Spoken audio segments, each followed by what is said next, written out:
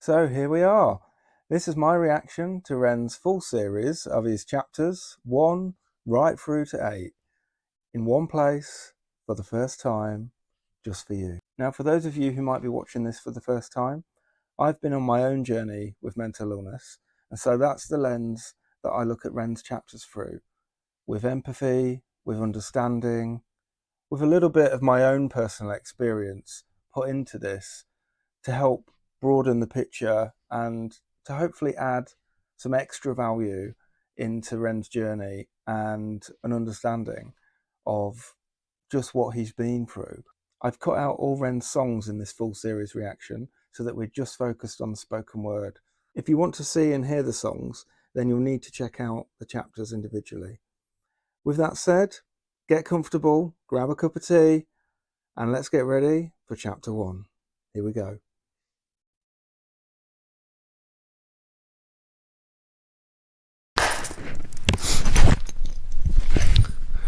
Hello everyone, this is the first time I've done something like this before. I wanted to write it down because there's a lot and I didn't want to miss anything, and some parts of this might be a little bit uncomfortable to listen to, but I wanted to stay as true as possible to the story, not miss anything, for the sake of people who might be going through something similar, or for the sake of people who don't but want to help understand a little bit more. I promise that everything in this story is 100% true. Nothing is exaggerated for dramatic effect. Some names I don't mention and some details I don't go too far into or downplay them for the sake of the people around me. Timelines might occasionally be a little bit off, but that's just because I've had to write everything from memory from a time that was quite hazy. I asked before embarking on this journey with me that you all respect the privacy of myself and the people around me. You might be compelled to reach out to some of the people that I mention, cast judgment, praise them, criticize them, and I ask you kindly not to. It's my choice to be in the public eye, and it's mine alone. This is the first time my story is on the public record in a concise way. Being in the public eye is strange.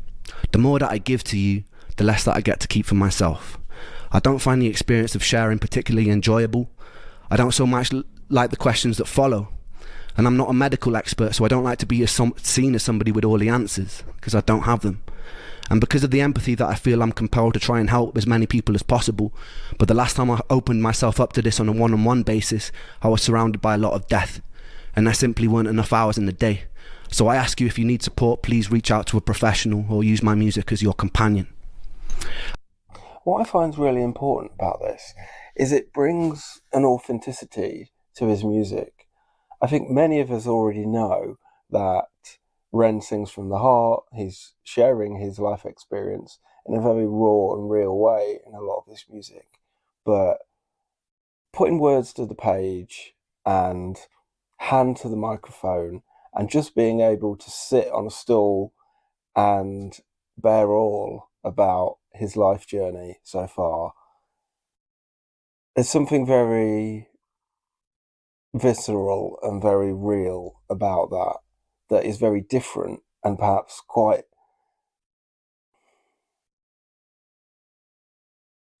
a lot more deeper than his music, because it's stripped back. It's just him talking about himself and what he's been through. I'll be interested to hear where this goes and how this unfolds. Okay, let's keep going. I share my story in hopes that somebody who needs it finds it, that it provides hope, that it might ease the suffering for the people like me. I like my solitude, so I ask that anyone who respects the work I make and respects my contribution to the world to respect my solitude. A lot happened in my teenage years, and I didn't live the most normal of lives, but I'll save that story for another time. The important thing to contextualize this story is that I was full of life. I was full of a burning desire to change the world. The flaws in how we interact seemed obvious to me. I believed in people's power to change the unnecessary suffering we inflict upon ourselves. I was also enamored with music. Music is the closest thing to God that I have. It's a gateway to the unexplainable, and it's a way of communicating the inexpressible. Yeah, that's really powerful, that music is the closest thing to God that he has, because people hold God in such a high regard that he's above everything else. He's the most important thing in people's lives. And for Ren, it's music. It's on that same level. So music clearly runs so deep through Ren. There's just one moment I want to share with you from the years before I got sick. I was 17 and I felt indestructible.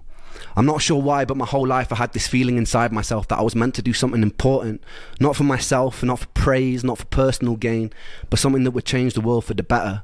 It's hard to describe it without coming across like an egomaniac or having some sort of God complex, but I felt like I had some sort of divine purpose.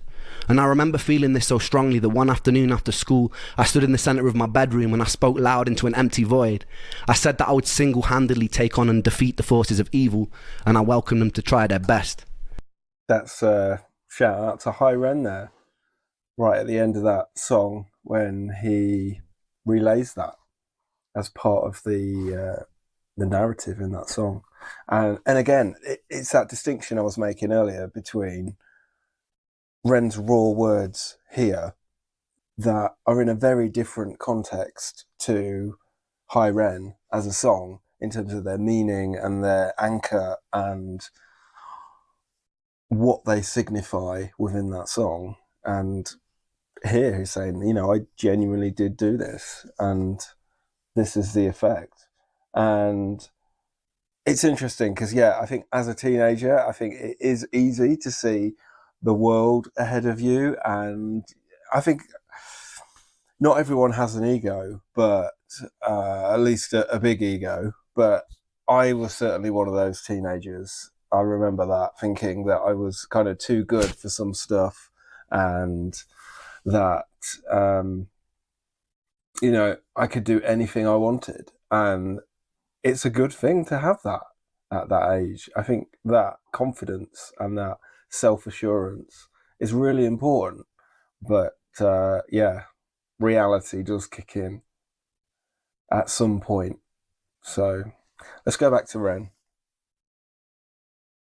Noon after school, I stood in the centre of my bedroom and I spoke loud into an empty void. I said that I would single-handedly take on and defeat the forces of evil, and I welcomed them to try their best.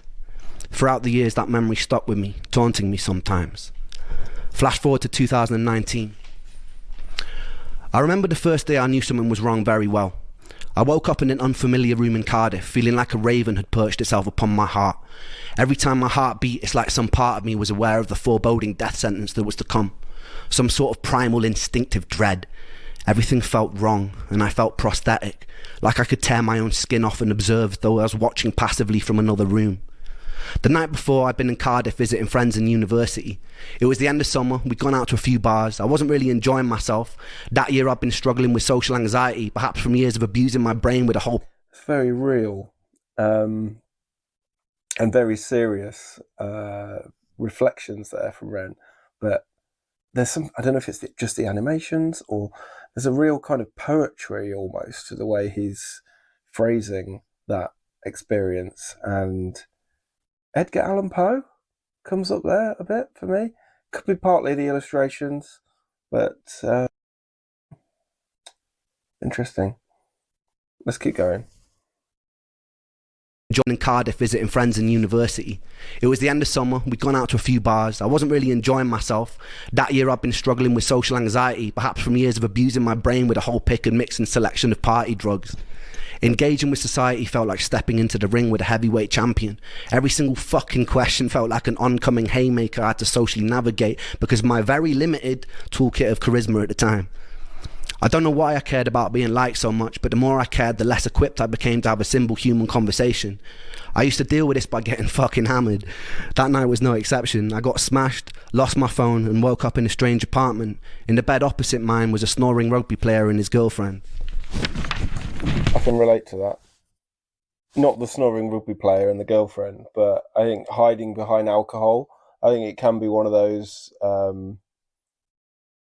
things that we can use to mask how we're really feeling and hide ourselves and forget what's going on in life. And it's a real social anxiety is in itself can be really crippling. It's a rough old ride, and yeah, Ren's laying it bare here. So let's go. In the bed opposite mine was a snoring rugby player and his girlfriend. Everything just seemed off, and it wasn't a hangover. My first thought was I'd been spiked. I quietly gathered all my belongings and left before anyone could wake up and punch me with a conversation. I wandered around a grey Cardiff in a haze, feeling like I've just been rigged up to an IV bag full of ketamine and cyanide, and the whole world just seemed off, like I was looking at it through a tunnel. A heavy feeling of fear clung around me like a straitjacket. The only comforting thought was that with enough time, rest and water, it would pass. But it didn't. For 8 long years, it didn't. And this is my story of an 8-year-long nightmare. 8 years. I returned back to my dad's home. He was living with his partner at the time. It wasn't my home, so I already felt uncomfortable and out of place. These unusual symptoms persisted. I figured I'd caught some sort of virus and I'd get better with time. But by the end of the week, things were a lot worse. I took myself to the doctor and he said he thought it sounded viral, that if I went home and got enough rest, it would eventually pass. And it didn't. For 8 years, it didn't. 8 years of that, wow.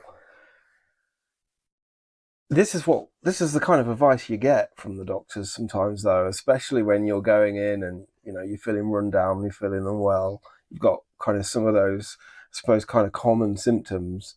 It's so easy to pass these things off as a virus and, get some rest, get some food in you, plenty of fluids, and, you'll be up and about again within a week kind of thing. And it's not always the case. You've got to look under the hood a little bit more, and you've got to delve into this kind of stuff to understand it better. Ren's only scratching the surface here of what he's been through, but just from the outset, I think a lot of people can relate to, that very casual response that you can get sometimes from doctors about what you're going through, and that your own sense of, I think there's something else going on here that's, I'm not quite right with this. Enough rest, it would eventually pass. And it didn't. For 8 years, it didn't. I returned for my second year of university. My brain was full of fog and my body felt poisoned. There were intermittent days where I felt like a hollow suit of skin. I'd sit in lectures unable to focus and was devoid of any sort of personality. I'd be able to have basic conversations, yeses and nos, but I was stripped of the ability to think spontaneously. It's like my body was taking up so much processing power being sick that I could not have original or spontaneous thought. The most peculiar thing about this was there was a me that was aware that this was all happening and was observing it from outside of myself, locked out, screaming silently, banging on the walls of my mind to be let in, and never successfully. And nonetheless, there I was, like a ghost haunting myself. My usual routine was getting home, running a shower and curling up into a ball to cry. It's that sense of displacement there, that you're outside of yourself, like you're almost like feeling numb, and you can see how you are, you can kind of feel how you are, but you're not yourself. And that whole brain fog as well, or at least, the yeses and nos that Ren mentions, and just like that kind of simple responses, reminds me a lot of brain fog. And a part that at least I can relate to in this, for me, has been when I've had COVID, and brain fog has been one of those kind of quite big symptoms for me. And you're just, your memory is really knackered. Your kind of stamina in your mind to sustain a conversation and concentrate and focus, and those just different parts of connecting, those social skills and that ability for us to interact, is really kind of all thrown into a bowl and shaken up, and you just strip back to the simple responses and limiting the situations that you're in so that you're not having to interact and engage with people so much, and that side of it is really tough to deal with. And you've got an awareness that it's going on, but you don't know how long it's going to go on for. And, it's not until later, when you reflect back on your experiences, that it's been such a struggle to deal with. So, okay, let's get back to Ren. Never successfully. And nonetheless, there I was, like a ghost haunting myself. My usual routine was getting home, running a shower and curling up into a ball to cry underneath the running water, not understanding what was going on. I brought myself to the doctors numerous times during this period, requesting every blood test they'd let me have, often being dismissed and told things like stress from university can cause strange symptoms. But how come no one I knew in university could relate to this? Eventually I was put on a 6-month-long waiting list to see a mental health specialist who did a short 1-page questionnaire and wrongly diagnosed me as hypercycling bipolar and put me on a course of citalopram. After a few weeks it stole my ability to sleep. I was told to stick it out and it would level out and eventually I'd feel more like myself. I stuck it out and I got worse, and I pulled myself off it after 2 weeks in a row of sleepless nights and insomnia. You can see this is really rough for Ren. You know, he's really focused, and this is speaking from the heart here. It's so bloody tough and so frustrating when you hear about getting diagnosed like this and being given meds. And citalopram are not a light drug to be taken. They're really not. There's so many side effects you can get from them. I'm on them at the moment, so I can talk from my own experience. And yeah, I can really see how they can affect you. And if he's been given these and he doesn't need them, then talk about mind altering, you know. Okay, let's go, Ren. Yeah. There's something pretty peculiar about being told you're in some sort of spectrum of madness. Even if you suspect that you're mad, your diagnosis finds a way to claw itself into your identity even if it doesn't belong to you. Ever since I was a child, I'd always be asking what and why and how things worked. I couldn't really accept things as they were without knowing how. I carried into my adult years, and so as the bipolar hammer crashed and sentenced itself into my reality, I began searching online for behaviours associated with it, people's first-hand experiences, what it felt like to be manic. In these earlier days of my illness, the symptoms would fluctuate in severity day by day. Some days I'd be in a thick, tired fog, and other days they'd be more merciful. I began to associate the days of not suffering as mania and would act more erratically on the days that my symptoms were less bothersome. I did things like climbing out of windows of a 6-story student accommodation or get so drunk I'd wake up outside of the university campus lawn. But it wasn't mania. I just wasn't hurting. I spent 1 day a week with my therapist, who was teaching me cognitive behavioural therapy. The issue was, mentally reframing unexplainable symptoms caused a lot of cognitive dissonance for me. I was told my anxiety or depression was causing my symptoms, but in reality it was my symptoms which were making me anxious and depressed. So I was in some sort of inescapable bind. I devotedly work on my mental health, following every new tool for coping to the letter, only to have my symptoms get worse. That must be so tough. Like, yeah, I can totally understand that. Like, with anxiety and depression myself, how they come with a package of symptoms and all these different things that you're going through is that's depression, or you know, that's anxiety. And it's almost I mean, obviously I'm not a medical professional, but talking from personal experience, it's almost a misstep to package these things together like that, because for him, he didn't have anxiety and depression. You know, that the diagnosis was wrong, but then it starts you down a path of, oh, you're suffering with this, that, you know, XYZ, because you have this mental illness. And he hasn't got it. You do get symptoms and side effects out of the medication that you're having. And so, you know, if he's on citalopram, then you're getting all kinds of different experiences going on, and that mood fluctuation that you can have going on, that energy and that fatigue and that sense of, you know, days being sort of almost like in mania, as Ren says, and then other days where you're feeling slightly more grounded. Like, yeah, I relate to that. That goes on.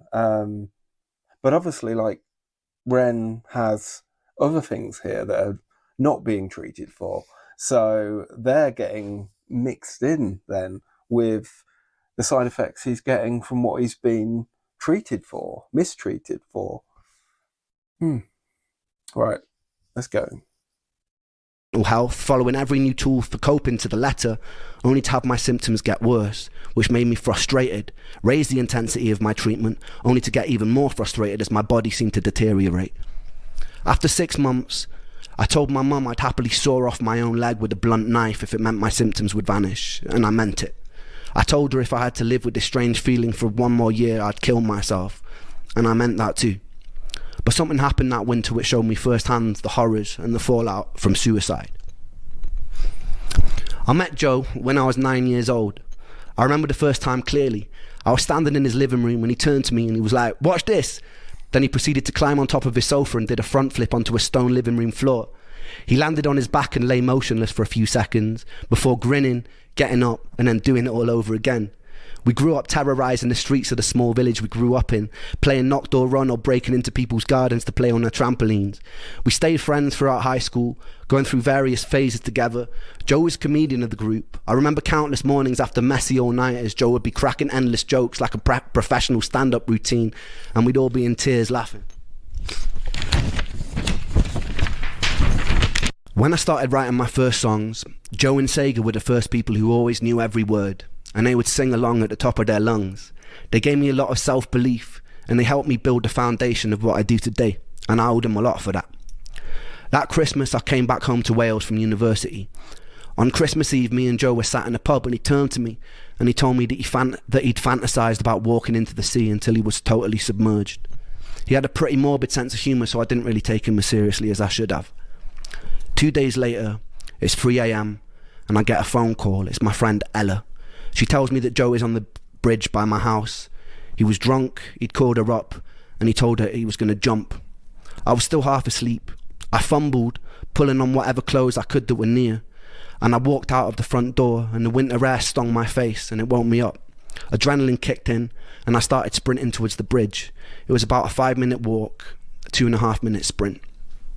As I was running, I dialed Joe's number, and I get a busy tone, and I felt relief because it meant he was still alive. I kept hitting redial as I ran, and as I got about halfway to the bridge, the busy tone changes. I get an automated voice note saying the number's out of service, and my heart sunk.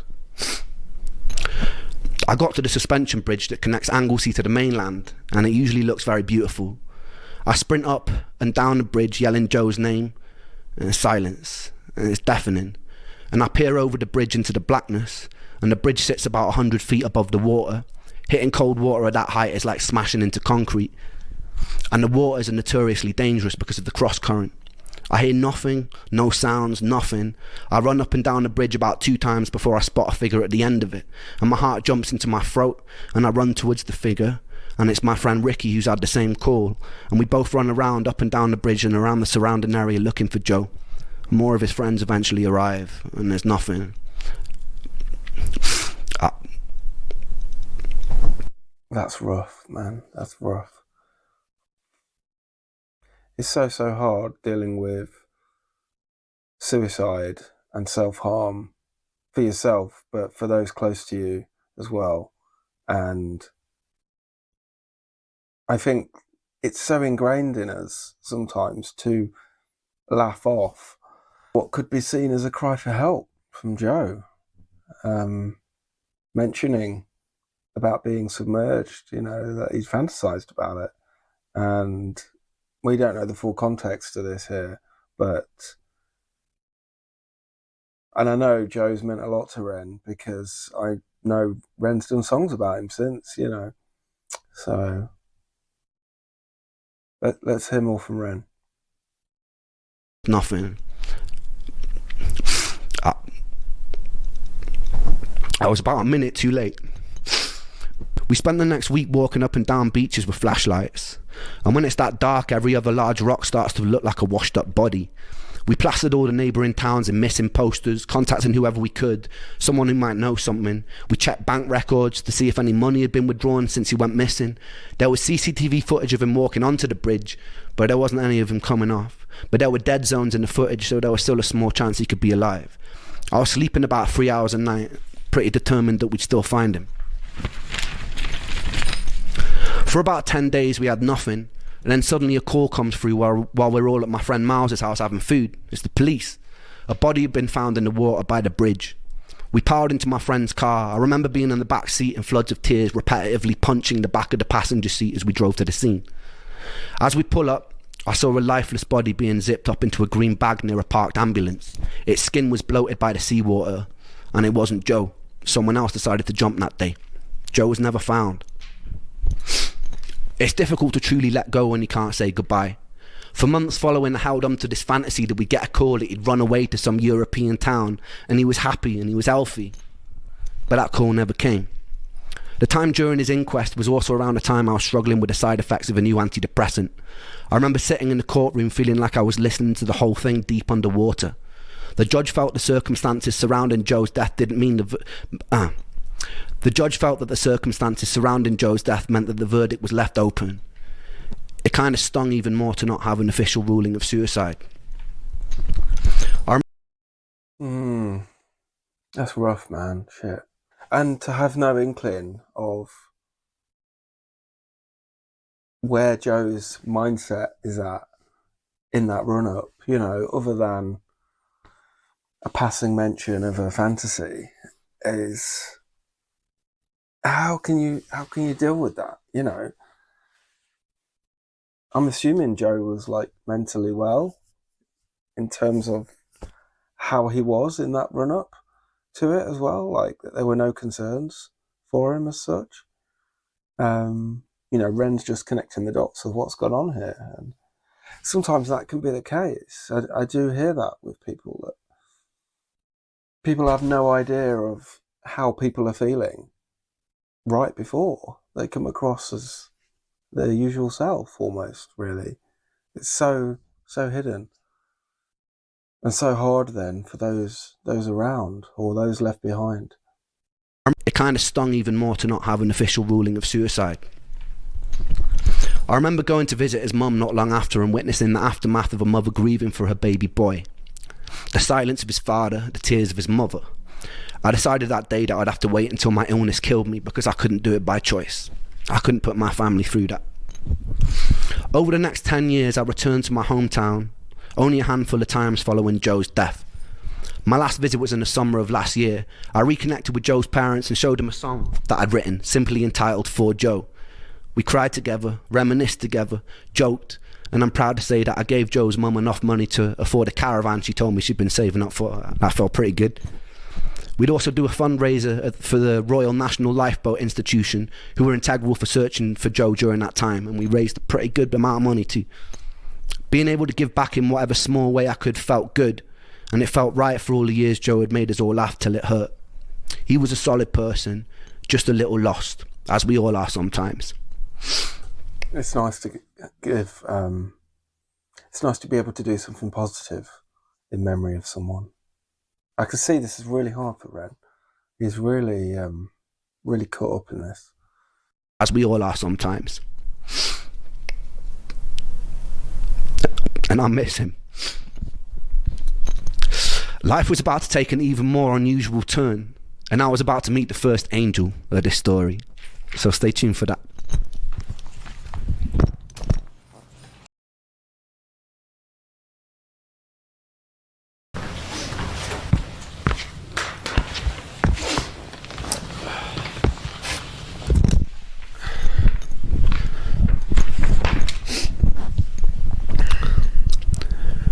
A year of living in a nightmarish purgatory does strange things to your psyche. I was still trying to push through university, but I found myself missing many lectures to stay in bed. I started noticing more unusual symptoms creeping in, a strange buzzing sensation in the soles of my feet. My vision started looking like fuzzy television static, something that I later learned was called visual snow, something with no known origin.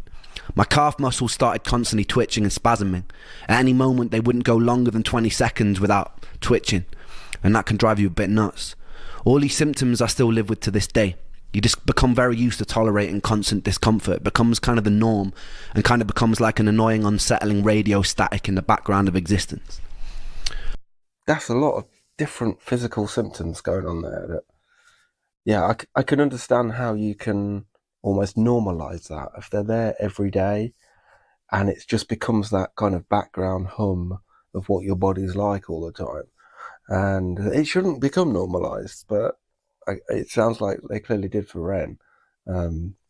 I just want to pick up quickly on the point that it's interesting, that parallel of every little sound that's being picked up here and there, like his sniffing, picking up the mic off the floor, almost like that's deliberate, harking back to his other songs where he, like when I covered Chalk Outlines recently, harking back to some of his other songs where sound and that live performance feel is picked up by those little background noises. I know that this is a live reading, if you like, but yeah, it's just an interesting parallel there. All right, let's listen to more of Ren. And kind of becomes like an annoying, unsettling radio static in the background of existence. I stopped taking my antidepressants after having cycled many different kinds. None of them helped. All of them gave me some new kind of symptom or side effect, like insomnia, dry mouth, heart palpitations, no libido, etc. I spent a lot of my time alone, but in the moments of respite I'd hang out with friends. We formed a band called Trick the Fox the year before I'd gotten sick. It was the one ray of sunshine I had at the time. Interesting there that he says that in those moments of respite, he hung out with his friends. That's like those times of relief or relaxation. And almost like that's when he was on his high, is that he was with his friends, or when he was getting a break. I don't know if that's a break from his symptoms and the side effects he's mentioning in the meds, and when he's feeling good, or just when he's catching a break in life. I'm guessing it's to do with the meds and these side effects. It's tough when it's like that, and you're out socializing, and that's, to most people, that's like the norm, being around people all the time. But actually, yeah, that social isolation that can go on, that's definitely something that's really, really apparent as part of the side effects from antidepressant. And just, depression generally, really, that social anxiety and that need to kind of keep away from people. Yeah, let's keep going. I spent a lot of my time alone, but in the moments of respite I'd hang out with friends. We formed a band called Trick the Fox the year before I'd gotten sick. It was the one ray of sunshine I had at the time. I quickly became friends with a bass player called Charlie, and we developed some kind of musical telepathy where we both knew what the other was going to play before it even happened. It was the first musician I've ever felt this kind of chemistry with. I became a kind of third wheel in his Momoko's relationship. With time, Momoko became like a sister to me. To this day, it's one of my favourite people on this spinning rock. Performing with Trick the Fox was one of the rare times that I felt free. There was something about the duty of having to entertain others that let me escape the physical limitations of my own sick body, even if just for a moment. I usually pay for it the next day with what can only be described as an energy hangover where I'd be stuck in bed all day, but for me that was worth it. Those days I was still fairly functional. It's that escapism, isn't it? Playing with a band clearly gave that to Ren. But yeah, comes with a price, as he says. Spend the next day in bed, just exhausted, having to recover. Okay. Stuck in bed all day, but for me that was worth it. Those days I was still fairly functional. It was around this time I started losing faith in the medical industry. The more appointments I'd go to, adamant that something was wrong, the more of a hypochondriac they treat me as. Medical gaslighting is a real thing with chronic illness. They chalk me down as someone who was always requesting blood tests, and my mental health diagnosis probably didn't help that. Strangely, they never tested me for any kind of pathogens. It's really interesting, like, once you jump into that mental illness side of things, that the lack of testing that can go on is crazy. I can speak from my own experience there, that they just take your word for it, and that can mean that they might play down your symptoms, they might sympathize to a degree, but then put you in the therapy direction. And as Ren has talked about in the past, that hasn't always worked out so well for him. And it's mixed results for people going down that road anyway. It's not doesn't always work for everybody. Yeah, it can be very difficult with mental illness once you're kind of tarred with that brush in a way, because it's such a big spectrum, if you like, of feelings, effects on your body, physical and mental, and that how much that fluctuates all the time as well. All right, let's keep going. Strangely, they never tested me for any kind of pathogens. I decided to embark on a precarious journey into the Russian roulette chamber of Dr. Google. I would type in the most predominant symptom of the day, and Dr. Google would tell me that I have a rare disease and I'm probably going to die. With time, I sharpened my search engine axe and refined what I was looking for. I dived headfirst into the abyss of online support groups, hoping to find solace or answers amongst fellow sufferers. We were like crabs in a barrel. Very rarely someone would find their silver bullet and announce what it was that cured them. Hundreds of people would follow their protocol, some with mild success, but most of us will still remain trapped. I joined as many online support groups as I could. It was a bit like the beginning of Fight Club, except instead of faking conditions to feel accepted, I was desperately hoping I had those conditions so I could cure myself and get the fuck out. I convinced myself I had conditions like candida, magnesium deficiency, It sounds like Ren was doing a lot for himself, and that's often the case. You know, you've got to put yourself out there to try and find ways to get around what you're going through and try different things. And yeah, once you get so far with the GPs and the doctors, you've got to start looking for help in different ways. And that's something I found out early on, that you've got to have a resilience there, really, to be able to search online, to join groups, to talk to other people. And you need to have the energy and the willpower to be able to do that. And it's good on Ren that he was able to do that. Let's keep going. Conditions to feel accepted. I was desperately hoping I had those conditions so I could cure myself and get the fuck out. I convinced myself I had conditions like candida, magnesium deficiency, parasites, adrenal fatigue, heavy metal poisoning, etc. At the time, I felt like I was single-handedly keeping Jeff Bezos in business. While most students were spending their student loan on drinks, I'd spend mine on the supplement or protocol of the week. I'd follow whatever herbal or supplement protocol was suggested, sometimes noticing mild improvement and sometimes getting a lot worse, most of the time feeling nothing. A story would pop up on one of these groups like, after I did a 30-day parasite cleanse of wormwood, cloves and garlic, all my symptoms disappeared. I'd read a story like this, get full of hope and put myself through a grueling 30 days, which would often result in a worsening of symptoms. My body felt even sicker and weaker, but I'd stick it out because I was told that this was a good sign. The parasites are dying. I peered into the toilet bowl and valiantly waved goodbye as I flushed their imaginary corpses into a watery abyss. At the end of the 30 days, I'd be left with a lighter wallet and all my symptoms still remaining. And if that didn't work, I'd move on to what was next. Maybe I have seasonal affective disorder. Alright, so I'd get on the internet, order a light, stare at it for 10 minutes a day, and to my big fucking surprise, still have all my symptoms. The only thing that light illuminated for me was that I was desperate enough to buy a glorified table lamp. And there's so many like hack treatments out there, isn't there? You know, and Ren's running through them, seeing what works. I mean, you never know. I guess you don't know unless you try it. And I think that's the thing they say about a lot of stuff. And it's the reason you can end up jumping through antidepressants so much, because you're trying to find the brand that works for you, let alone the right mixture of chemicals. The thing that light illuminated for me was that I was desperate enough to buy a glorified table lamp. I kid you not when I say that over the years I probably have taken nearly every dietary health supplement known to man. One of the most grueling self-treatment courses came when I did a round-the-clock heavy metal chelation. I would take a supplement called ALA and DMSA, which supposedly shuttled mercury molecules out of your body through a process called chelation. I would have to take the pill once every 3 hours around the clock, which meant setting multiple alarm clocks to wake up and take them.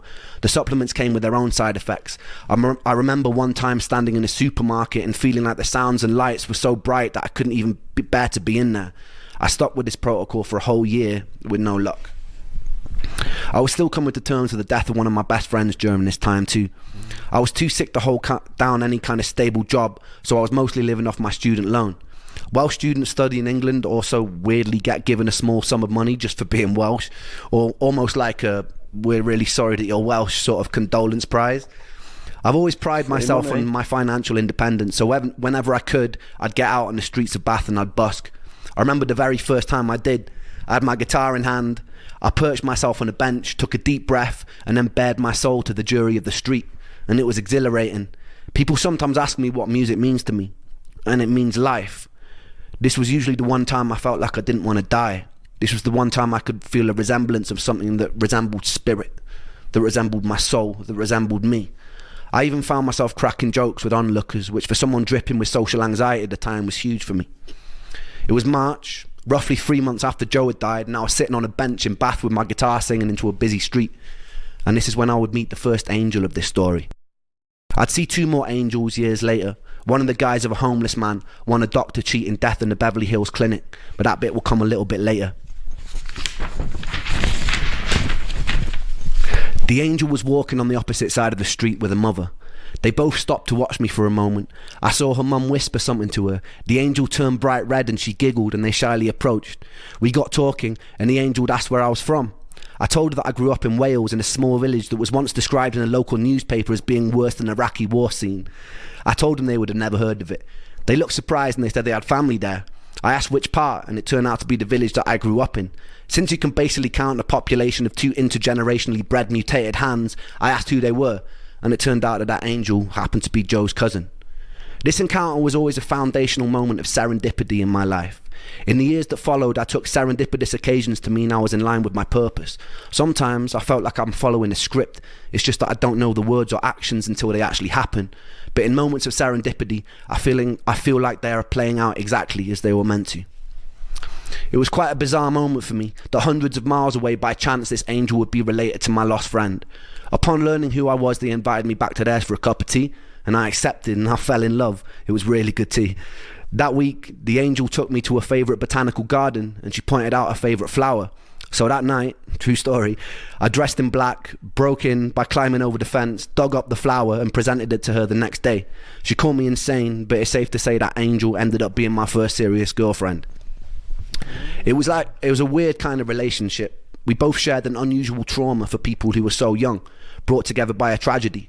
Even though sometimes I feel like she might have hated me at the time, I was convinced like it was some sort of Shakespearean fate that had brought us together. A morbidity that birthed light, that it couldn't be anything else. It felt like divine intervention.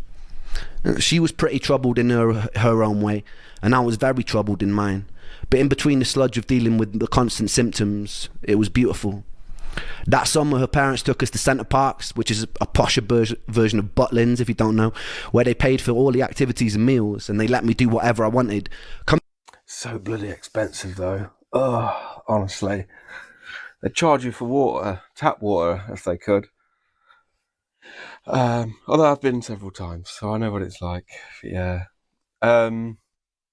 It's so important, though, to have people close to you that can relate to you as well, though, that you can feed off, that you can bounce off, people that you can console with, communicate with on that kind of deep level, especially like going through this stuff as he has. It's, yeah, that's amazing. All right, let's go. If you don't know, where they paid for all the activities and meals, and they let me do whatever I wanted. Coming from a poorer family, I wasn't really used to being spoiled to that degree, but I figured I'd just roll with it. One morning while I was there, I got a call from my friend Sega, and he sounded pretty mixed up, so I asked him what was wrong. He told me that there was no easy way to say it, but one of my other best friends, Callum, had died. He'd gone cliff jumping in the same cliffs we used to jump off as kids. The sea was particularly choppy that day, and he caught a cross current and he started to drown. Another guy that he was with had jumped in an attempt to save him, and they both drowned. The first day I met Callum, I was 11. He was in a year above me in high school and used to walk around with these massive baggy bright orange jeans. He hung around with all the goth kids and I thought they looked super cool. So the next day I painted my nails black and fashioned a necklace out of a severed extension cable from an old VCR machine. I infiltrated the group and I gained their trust. Not long after, me and Callum were friends, wandering around beautiful Welsh countryside looking for the most scenic places to smoke weed.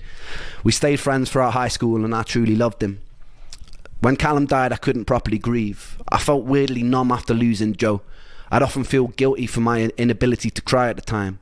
A couple of years later, I'd learned another friend of mine that I used to play function gigs with had thrown himself off a cliff face in Dover. And again, I felt numb. I couldn't tell if this new acceptance of the inevitability of death was a beautifully liberating thing, or if it was a sign that my humanity was slipping away. To this day, Death has kind of remained a bit of a matter-of-fact part of my life. During my years of sickness, I had to crawl through a morbid longing to be killed by my illness to find a more peaceful acceptance that death is just an inevitable consequence of life, and it doesn't spare anyone. That never left, and I haven't ever really been scared of dying since. Some days That's rough, man. Like having friends die like that. I know he mentioned Joe in his last, in chapter 1, and then this second one here.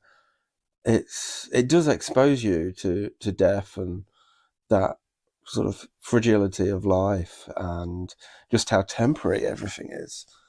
I've not had anyone close to me take their own life, but there's plenty of people I've known through the years that have passed away, and I think it does give you a different perspective on life, and it does make you realise how temporary everything is, and you've just got to try to make the most of your everyday, the small things, the little things, the things that make you happy, the things that make you smile, the things that you enjoy. Slow down, take the time to be present a lot more and make the most of those that are around you while they're with you, because you never know what's around the corner, what might happen tomorrow. That you don't know how long people are in your life for. You can't control much of what goes on in life. You're as temporary as everyone else. So it does. You do get an exposure to that, and you do get a kind of reality check, I think, when people pass away for whatever reason. And I think it helps you to not live in a haze quite as much, riding the wave of life quite as much in that sort of innocent way, but more in a value-based way, I think, just appreciating what people, what the world, and what your life has to offer you. Okay,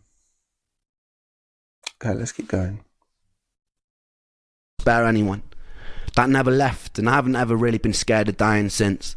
Some days I've tempted it. What I'm more scared of is having to live my whole life as a sick person. In my relationship with death, the most healing moment occurred just 2 years ago. My grandmother, who I loved to pieces, was dying, but I actually got the chance to say goodbye this time, to hold her hand, to thank her for being alive. I remember not long before she passed, she was lying in the hospital bed, and she was very weak and very pale, barely able to open her eyes. I asked how she was, and it seemed like a stupid question as soon as it left my mouth. She paused for a long moment, and she turned her head to look at me, and she opened her eyes, and she smiled, and she said she felt happy. And it was just one word, happy, which was simple and it was beautifully profound. And that was one time I'd gotten a chance to say goodbye. And it was the first time that I hoped that one day I would die happy. The following year, I would achieve something beyond my wildest dreams, and then I would lose it almost as soon as it came. Stay tuned for that. Ooh, cliffhanger. Some really interesting insight there from Ren on further challenges that he's had in life. And I mean, for me personally, it's been really interesting to hear about his journey with medication so far as we've got in the chapters, and to hear about, the road he's gone down of trying to discover what might work for him in terms of different types of treatment, different types of medication, and the effects that they're having on him. Because I think that's a journey that we all go on if we have to take some quite high level medication, and they're not without their side effects. And this stuff's not trivial. You could get a shopping list of side effects from some of this stuff, and it's ultimately trying to treat what you've got. And obviously for Ren, he's being treated for something that he didn't have, so he's dealing with side effects from a medication on top of what he was already suffering with. So it's a double whammy for him. So that's, I can't claim to be able to relate to that. I mean, that's Ren's journey, not mine. That's a tough old road for anybody, I think, to go down. My therapist was scowling at my weekly anxiety and depression scores like a detective trying to crack a particularly stubborn case. There were no signs of improvement, and the scores followed no real measurable pattern that were consistent with bipolar. After nearly 2 years of talk therapy and taking enough medications to fill a pharmacy, he sat down with me and he dropped the bombshell that he didn't think that I had bipolar. In fact, he said that he didn't think that I had depression at all. And it was a very odd thing to be stripped of an identity in an instant. The reality was that a 20-minute in and out consultation 2 years ago led to 2 years of swallowing pills that I never needed and devoting so much of my time to managing the condition that I never actually had. The emotions inside me swirled around like... This is something I commented on in chapter 2, that snowball effect, that once you get some kind of diagnosis, then everything clusters around that. And Ren has spent 2 years being medicated for mental illness that he doesn't have. Crazy. 2 years. It's taken him that time to find someone else who can overturn that, essentially, and say, look, actually, you might have something else happening here. 2 years, man. 2 years. Okay. Like a mismatched soup. On one hand, I was full of anger and I was bitter about the whole situation. But I was also hopeful that this new path could offer me the relief that I desperately needed. He told me he was going to refer me to an ME clinic in Bath. I'd never heard of it before, but instinctively true to character, I started researching it online as soon as I got home. Apparently ME is the medical equivalent of a choose-your-own-adventure book, with tiredness as the only consistent plotline. There were no universally accepted reasons as to why the fuck it existed in the first place. It seemed it was largely accepted to be a post-viral condition, but that was all speculative because there were no clear consensus in the medical community what ME even was. The defining characteristic was a tiredness that wouldn't go away with rest. I could relate to this. In fact, I could more than relate to it. For anyone lucky enough to have not have experienced this, if you want an idea of what it's like, force yourself to stay awake for 3 nights in a row. During this time, eat the food that makes you feel terrible, and in this sleep-deprived state, exercise until your muscles give out. By the 3rd day, you'll have a small insight into living with this condition. During the years post-stem cell transplant, where I recovered a lot of my health and functionality, I remember getting COVID and thinking it was a walk in the park compared to the first year of my illness. The difference was COVID lasted about a week. The thick of my illness lasted 8 years. That's a really stark image there of Christian Bale from the Machinist film. If you haven't seen it, check it out. It's very apt in a lot of ways with what Ren's talking about here because of the insomnia that he has and just lack of energy and everything. So it's distracting me a little bit actually from what Ren's talking about here.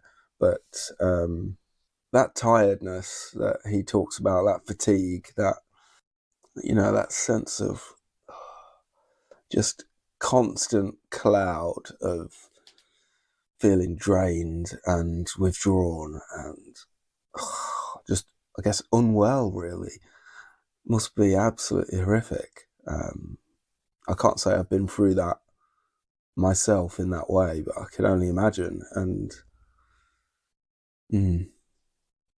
let's keep going. The difference was COVID lasted about a week. The thick of my illness lasted 8 years, and it only was getting worse. I pinned a lot of hope on going to that first visit at the ME clinic.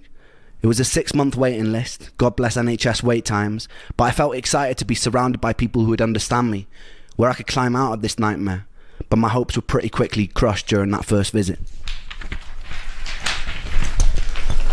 I remember walking into a space that looked like a disused classroom where a bunch of people on chairs were sitting around in circles like Alcoholics Anonymous. I could feel a sense of camaraderie and that we all felt like dog shit. We were all confused and we were all desperately wanting to feel better. I believe at the time I was probably the youngest in the group. The group leader waddled in and handed us all a booklet that looked like a school timetable. She then sat us down and told about this new revolutionary technique called pacing, where you write down and track everything that you do in a day and then you do it less. And then with time, do it more again. The theory being that you have a limited bucket of energy compared to normal people and you need to protect that and gradually push it. I thought this sounded pretty stupid, so I raised my hand. I told her about the pain in my body. I told her that my muscles twitched constantly. I told her that my bones ached. I told her that my mouth was dry. I couldn't focus. That some days they'd be without mercy and I'd be trapped in bed for the whole day. But the days that I wasn't, I wanted to make the most of it. I wanted to breathe the air and I wanted to live. She told me she understood it's hard, but she didn't really offer more than that. She just pointed at the booklet and told me to follow it. I asked her about things like heavy metal poisoning, about chronically reactivating viruses, about defective mitochondria, about all the things that I read that were linked to chronic fatigue, but she just raised an eyebrow, looked at me like I was a hypochondriac and told me she knew nothing about those things. I remember...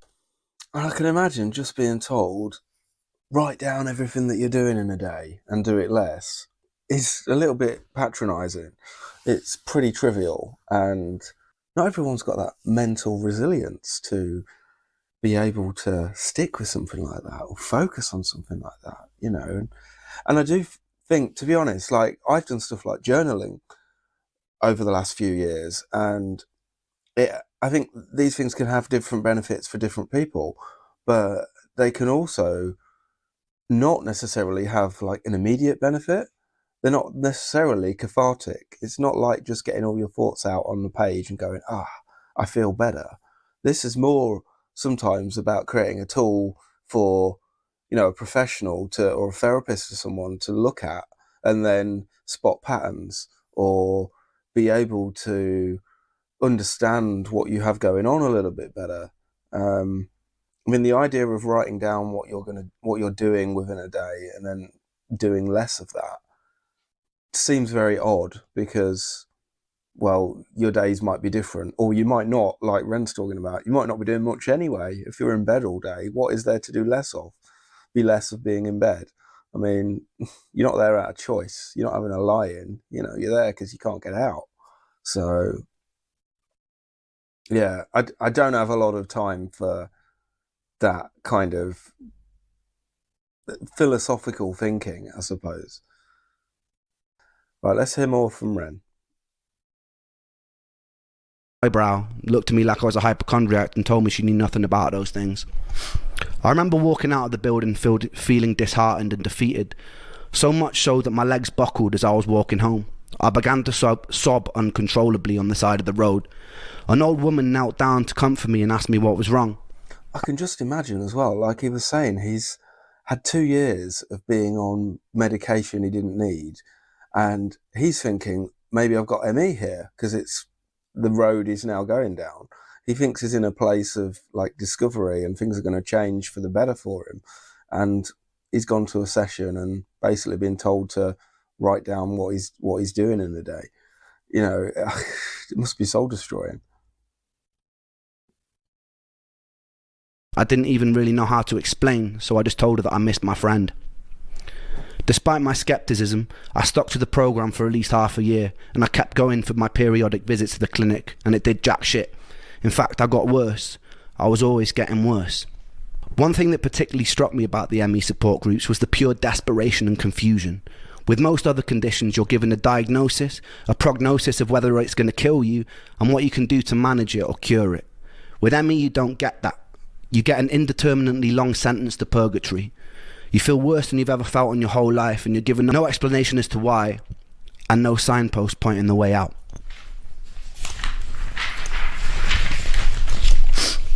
There was no selection bias to the people suffering. Members of the group were anything from esteemed ex-lawyers to single parents to former athletes. One thing I can say, these people were for the most part all extremely driven and collectively mourning their old lives. There's a stigma that because ME's predominant presentation of symptoms is tiredness, that its victims are just being lazy. I can tell you firsthand that me and every single person I've met with genuine ME would rather run 1,000 marathons than have to live another week with the tiredness and the unrelenting fatigue. We were at war with our tiredness, trying desperately to escape it, and some of us would go to extreme lengths to turn ourselves into guinea pigs to try and find ways out. Suicide was pretty common in those online support groups. It was around this time I was swallowed into the music industry. I was out busking on the streets one day and I noticed this sketchy, good-looking Mauritian guy with his arms crossed watching me, really intensely, as though he was studying every lyric coming out of my mouth. He approached me and asked me if the songs I was singing were mine. I said they were, A big smile was painted across his face, and he told me he just finished recording Plan B's latest record, which turned out to be The Defamation of Strickland Banks, one of my favourite albums of all time. He was looking for a new project to sink his teeth into, and he asked me if I'd come to London to record. We got into it. The whole time I felt dreadful, but this was a lifelong dream materialising in front of my eyes. So bit by bit, when I could, I'd get the train to London and start chipping away at my first ever album. I didn't really let on how I was feeling during this time because I didn't want to sabotage it. There would be times I'd finish up in the vocal booth after doing the take, excuse myself to go to the toilet, throw up from the dizziness I was experiencing, sometimes with specks of blood, and then I'd go back and pretend that nothing had happened. I'd be sitting around with the whole room spinning and would pretend I was fine. There was only so long that I was able to keep this up. Eric told me it'd be a cool idea for me to start going to industry. Yeah, I can relate to that as well, because you think if things are going really well or something positive's happening to you, you just don't want to jinx it. You just don't want to bring in those negative thoughts, those bad experiences that's going on. There's a sense of kind of disconnect that you're trying to block that out from what else is happening in your life, and that's a very real experience. And yeah, I mean, good on Ren for doing that, because obviously this led to his first album, Freckled Angels. Okay, let's keep going. Was able to keep this up. Eric told me it'd be a cool idea for me to start going to industry showcases and start building buzz. Performing live like this was a whole new level of taxing that I wasn't ready for, but I was so ferociously ambitious that I just ploughed through. The usual way it would go is I'd be in the back of Charlie's car, the whole world would be spinning, I'd be trying my best to sleep in it all day, parked up outside of whatever venue or pub it was in London, trying to conserve energy for the show. Sometimes I'd cry a little before I performed. My whole body would be burning. Then I'd brush it off and I'd get on stage and I'd perform as best I could. People would come up to me at the end, pat me on the back. I'd smile and pretend to be charismatic. Then I'd get back in the car and I wish I was in bed and have to endure a 3-hour drive back to Bath from London. There was only a few shows where I could keep pretending. I'd usually be trying to disguise the fact that my body was trembling through the fatigue and pain. Eventually I started crying mid-set. It became blindingly obvious to everyone working with me during that time that something was very wrong. I told Eric that I needed to take some time out. My plan was to live at home with my mum for a month maximum, get my energy back, and come and finish the record. That 1 month turned into 2 months, turned into 3 months, turned into 6 months. I'd pushed myself to total burnout. The distance led to me and that angel breaking up, in part because it was difficult to navigate a relationship when you have so much brain fog, and I didn't know what it was well enough to be able to explain it to her at the time. With a loud thud, I'd been jolted out of a Shakespearean storyline, I lost the record deal, and I couldn't get out of bed. My friends from Trick the Fox never really called to check up on me. It felt like the whole world was moving at lightning speed without me. I had this amazing opportunity right in front of me, and I was chained to the floor. I was alone, I was sick. I wished that my condition would get it over with and kill me, but it... That's rough. It's so difficult being able to explain what's going on to other people around you when you don't know what's going on yourself, and if people notice that you're not right, if people have enough empathy or enough care or interest, they'll bother to ask how you're doing and check up on you. But if they're not that way inclined, or if they're just not that close to you, then so many people, this just goes over so many people's heads. And it's being able to put words to how you're feeling and what you've got going on is very difficult when you don't actually know what the problem is. You've just got a list of symptoms, That couldn't have been easy for him. All right, let's keep going. I was alone, I was sick. I wished that my condition would get it over with and kill me, but it wouldn't, and it felt cruel that it wouldn't. It just let me rot in bed. The whole world would continue to turn, and I would rot. In the next episode, I'm going to tell you about a fight with a television and losing my anal virginity to an 80-year-old man. Stay tuned for that. Is that a joke?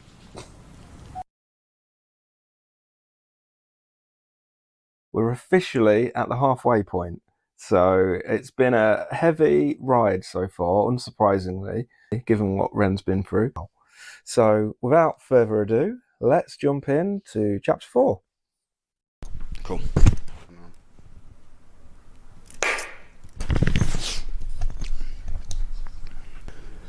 During the year I spent living back with my mum, I was leaning even more heavily into scouring the internet for answers. It became like an obsession. Most people my age were watching porn. I was on PubMed learning about mitochondria. I educated myself in things like methylation, the building blocks of mitochondria, various immune cells and their functionality, and which supplements could help theoretically bring about homeostasis in my body. I taught myself of the various pathogens that could lead to the symptoms I was experiencing. Around this time, I started ordering medical test kits from private medical facilities. I had a eureka moment when, after posting some poop in a tube to a lab in London, I discovered I had an amoeba and another more benign gastrointestinal parasite called blastohominis. Both could plausibly lead to systemic pain and fatigue. Upon researching the best course of action, I found this doctor in New York who was a world-renowned specialist in treating parasites. Return flights to New York, booked far enough in advance, were a couple of £100 back then. It's crazy that he's having to do so much of this research himself and looking into it. It feels like he's doing the job of a doctor here in investigating and understanding and exploring what he's got going on in his body and in his mind. I mean, good on Ren for doing this, because I think, like any of us, when you're ill, you don't want to be ill. You want to get better again. You want to get yourself sorted out. And, you know, from what he said in his previous chapters, like, clearly he wasn't getting any progress from the doctors. So he's like having to dive into this stuff himself. And God knows what it's costing as well. I mean, he's now talking about flights to New York and, you know, even sending off like tests and samples and stuff. That stuff's not necessarily cheap. So, but the price of your own health, you know, there's nothing more valuable to yourself, is there? So, all right, let's go. Return flights to New York, booked far enough in advance, were a couple of £100 back then. The treatment itself was pretty cheap. I was in no way in a strong financial position, and neither was my family, so I did what I always do when I needed to get money. I wrote and recorded some songs from my laptop from bed. One about getting to New York to find a cure. I sold a modest amount of digital copies to my Facebook friends and my friends and family, just enough to afford a trip. During this time, my symptoms had gotten a lot worse, so the entire visit was a bit of a blur. I remember sitting in a waiting room and struggling to find an inch of wall space that wasn't taken up by the countless medical qualifications and the diplomas attached to it. I half expected the walls to start bragging about their Ivy League connections and debating the latest medical research while us mere mortals waited to be called in. When I was finally on the doctor's table, I was told to take off my clothes and put on a blue disposable paper robe. An old man in his 80s hobbled in, pulled on a medical glove, and proceeded to cover his finger in Vaseline. Oh, the dignity, eh? It sounds so 100 years ago.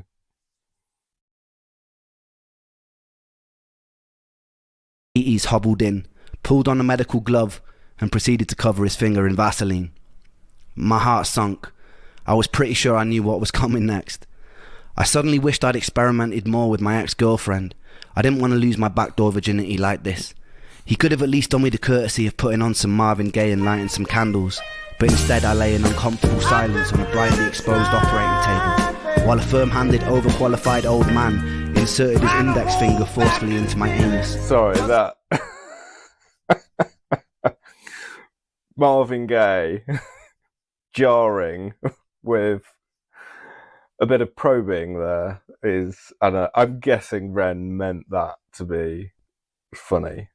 I feel like I shouldn't be laughing at this, but yeah, just without the Marvin Gaye, I think it would set a different tone, but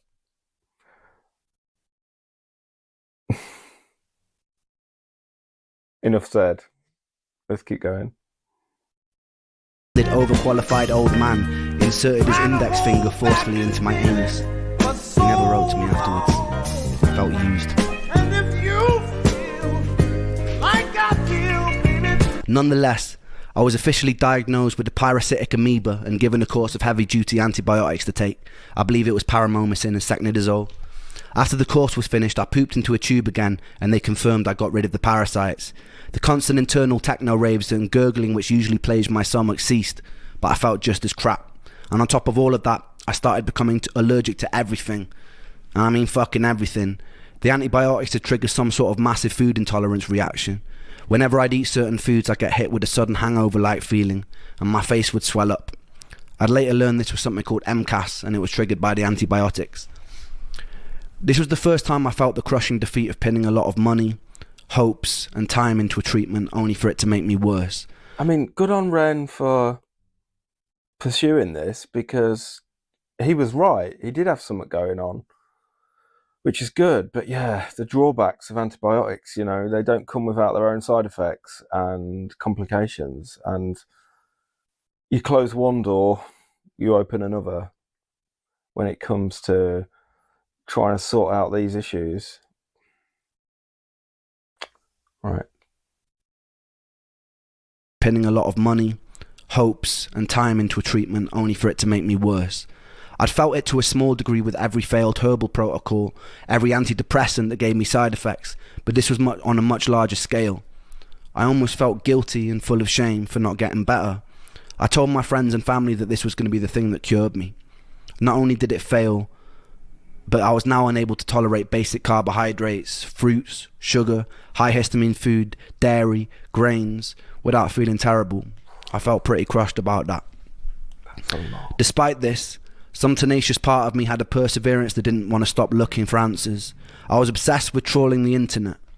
I strongly believe if I didn't have that tenacity to keep looking after every defeat, I'd probably be dead today. After about a year of living with my mum in North Wales, I got the itch, and I decided that I'd make a bold move to Brighton. Most days I didn't really have the energy to do much other than short walks, but I had a friend over there who lived with Emmy for years. It felt like a safe space, a place of understanding.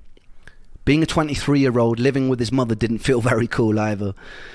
He had a free room going, and he was a legend. I desperately craved my own independence. After going through the heartbreak of losing love and losing the exciting career opportunity, I needed to feel like I wasn't just sitting in the tomb in Wales waiting for death, even if it was a struggle. Yeah, there's a lot to be said for controlling your environment, your kind of destiny, you know, like having a bigger picture is a massive motivator, especially when you're really in the pits. You know, he's talking about being in a tomb in Wales. Like, he was obviously feeling like he was vegetating and not going anywhere and trapped in this cycle of research and medication and just side effects and symptoms that were just debilitating for him. So yeah, having that big gear change to change where you're living, change your routines, change that environment, and that brings new motivation, and it brings hope, it brings positivity, and like the music's really creeping in here at this point, I think, with some of what he's discussed so far, with you know, trying to make some money to get his treatment. And I know he's become pretty big in Brighton since he arrived there as well. So, and he's produced a lot of music there and done a lot of live performances. So he clearly begun to flourish once he was there. So I'm sure Ren will get into more of that as he gets through the chapters. I can relate to that idea as well, because having something to look forward to, that flag in the ground in the future, that challenge or something for you to reach towards, is an approach I've taken myself with depression and anxiety, and trying to pull myself out of that negative pit and that debilitating lifestyle. And that's worked for me. It definitely has. So I'm pleased to hear that Ren's incorporated that into his journey as well. All right, let's keep going. I wasn't just sitting in the tomb in Wales waiting for death, even if it was a struggle.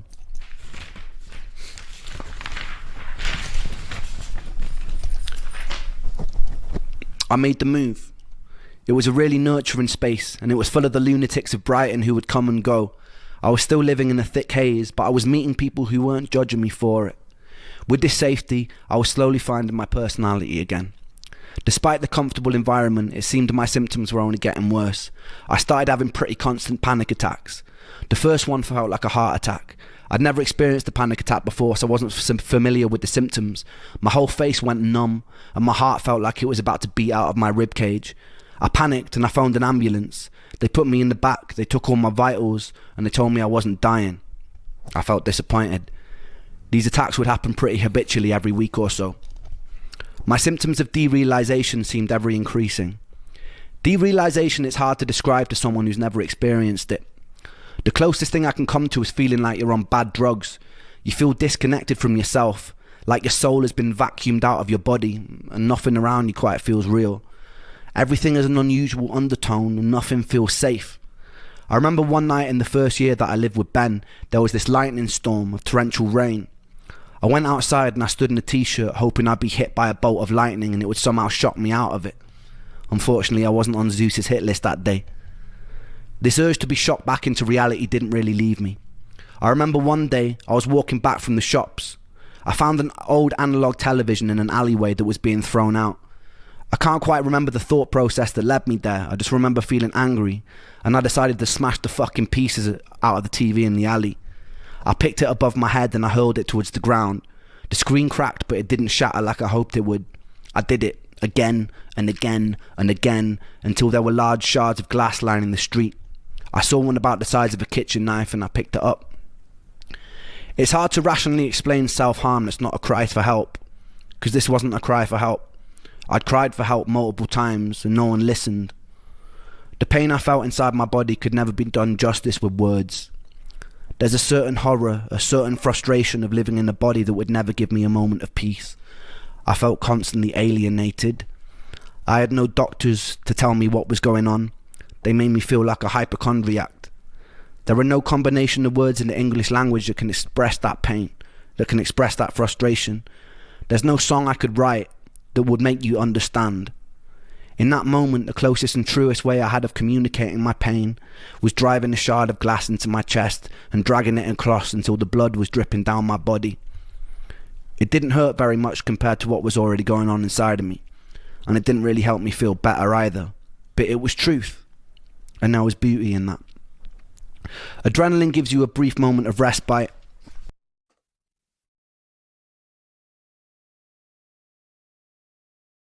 That was a heavy part.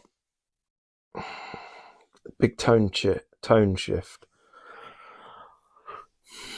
That was a heavy part. A big shift in tone from the earlier section. That anger and that frustration, and there's a sense of hopelessness in all this, I think, because this isn't necessarily happening over a short period of time, and Ren's thinking the move will, being around new people and new opportunities is going to be good, but it's obviously come with some drawbacks for him, with him starting to have panic attacks and the anger and the frustration and, the TV situation that he's just talked about. There's some real anguish and torment in that, and that hopelessness of self-harm, and he's thinking it's going to help, but it's a difficult thing about self-harm. It can be an in-the-moment experience, and for some it can give that sense of relief or release, because all your focus and all your energy is going into the act itself, and for some people it does provide a moment of peace, but then you're left with the damage that you've caused yourself, and a reminder and a memory. I won't talk too much about self-harm because I think it's a deeply personal experience for everybody, but it is something that I can definitely relate to. Let's hear more from Ren.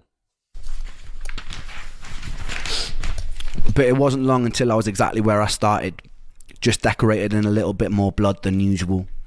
I made sure nobody saw. I didn't want to cause any alarm. I didn't want anyone to be worried.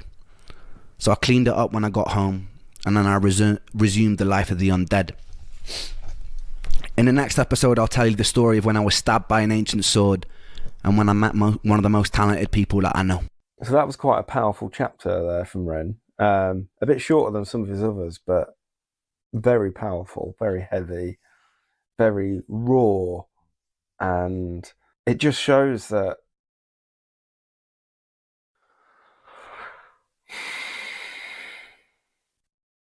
sometimes it's really hard talking about other people's experiences like this, and to hear it coming from them, that there's truth to that. That this is their lived experience, this is their story, and it's important that this is heard.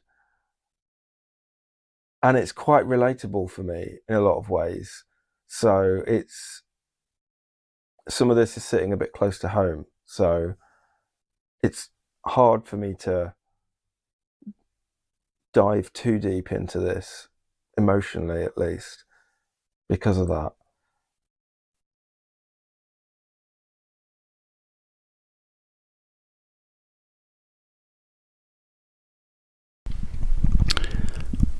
I tried to cling on to music in whatever ways I could during the time I was sick. During my time in Brighton, whenever my energy would allow it, I'd get myself out onto the streets and I'd go busking, about once every 3 weeks or so. It was my second year in Brighton, and I remember one evening heading home with my guitar and my busking amp after a couple of hours of playing on the street.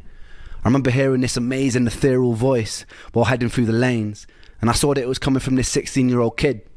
I've always had a deep admiration and feeling of camaraderie for buskers. There's something about the willingness to be able to bare your soul to a street full of strangers that really moves me. I noticed that the kid didn't have an amp. He was singing totally a cappella, but you'd only hear him if you were within a few meters of him. I knew from years on the street and singing a cappella than myself that an amp can change everything. I had this compulsion to offer him mine. I approached him and I told him that if he plugged in and sang while I played guitar, the whole street would stop in its tracks. And I was right. His voice soared across the street and people started stopping. Not long after, we had the whole street's attention. Something quite magic was happening. This was the first day that I met Sam Tompkins, someone who would be integral to my whole life changing later on. He had a friend with him, this guy called Connor Honeysett, who would later go on to be my manager. For now, they'd just be a couple of teenagers that I'd have to help out on my way home. It's funny how life works like that. I kept up to date with what Sam was doing on social media. There was a part of me that felt like his successes allowed me to live vicariously through someone else who lived an alternate reality where I never got sick. He was getting videos on SBTV, writing and featuring with some amazing artists, and there were quite a lot of similarities in our writing styles, and all at such a young age. I wasn't really able to do any of that stuff at the time. I was mostly bedbound with the exception of the odd day that I'd be able to go busking. It could have been very easy for that feeling to turn into jealousy, but it never did. I felt truly proud of him. So I want to stop it there. I wanted to let that run because I was keen to hear that introduction to the chapter and get a flavour of where this is going. And there's a lot to be said for performing because it takes courage, it takes energy, it takes motivation, and there's a real sense of achievement in what you're doing to like put yourself up there. It's like being on stage.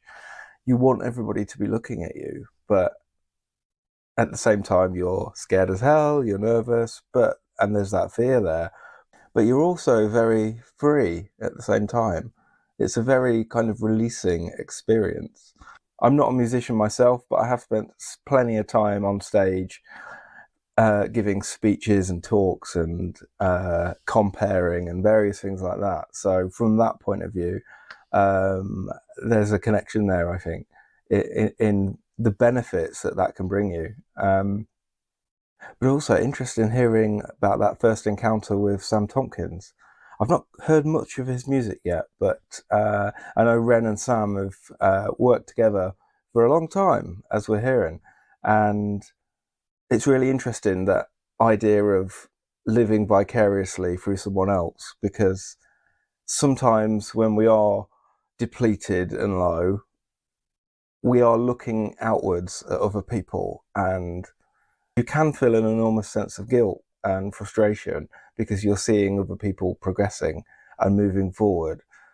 So it's really heartening to hear Ren feeling so proud of Sam with how he's developing and how he's achieving, and that Ren's having a hand in that. So that's really admirable to hear. All right, let's keep going. Enough of me.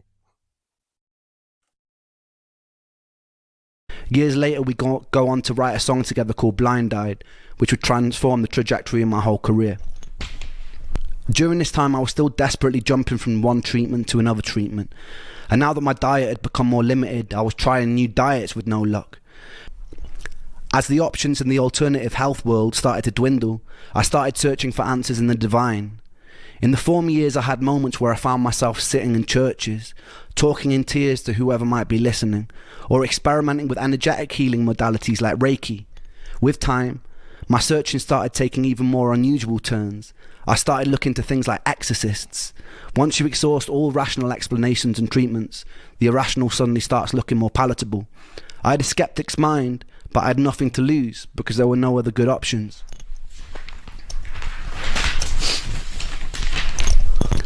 My friend Momoko's mother was from Japan.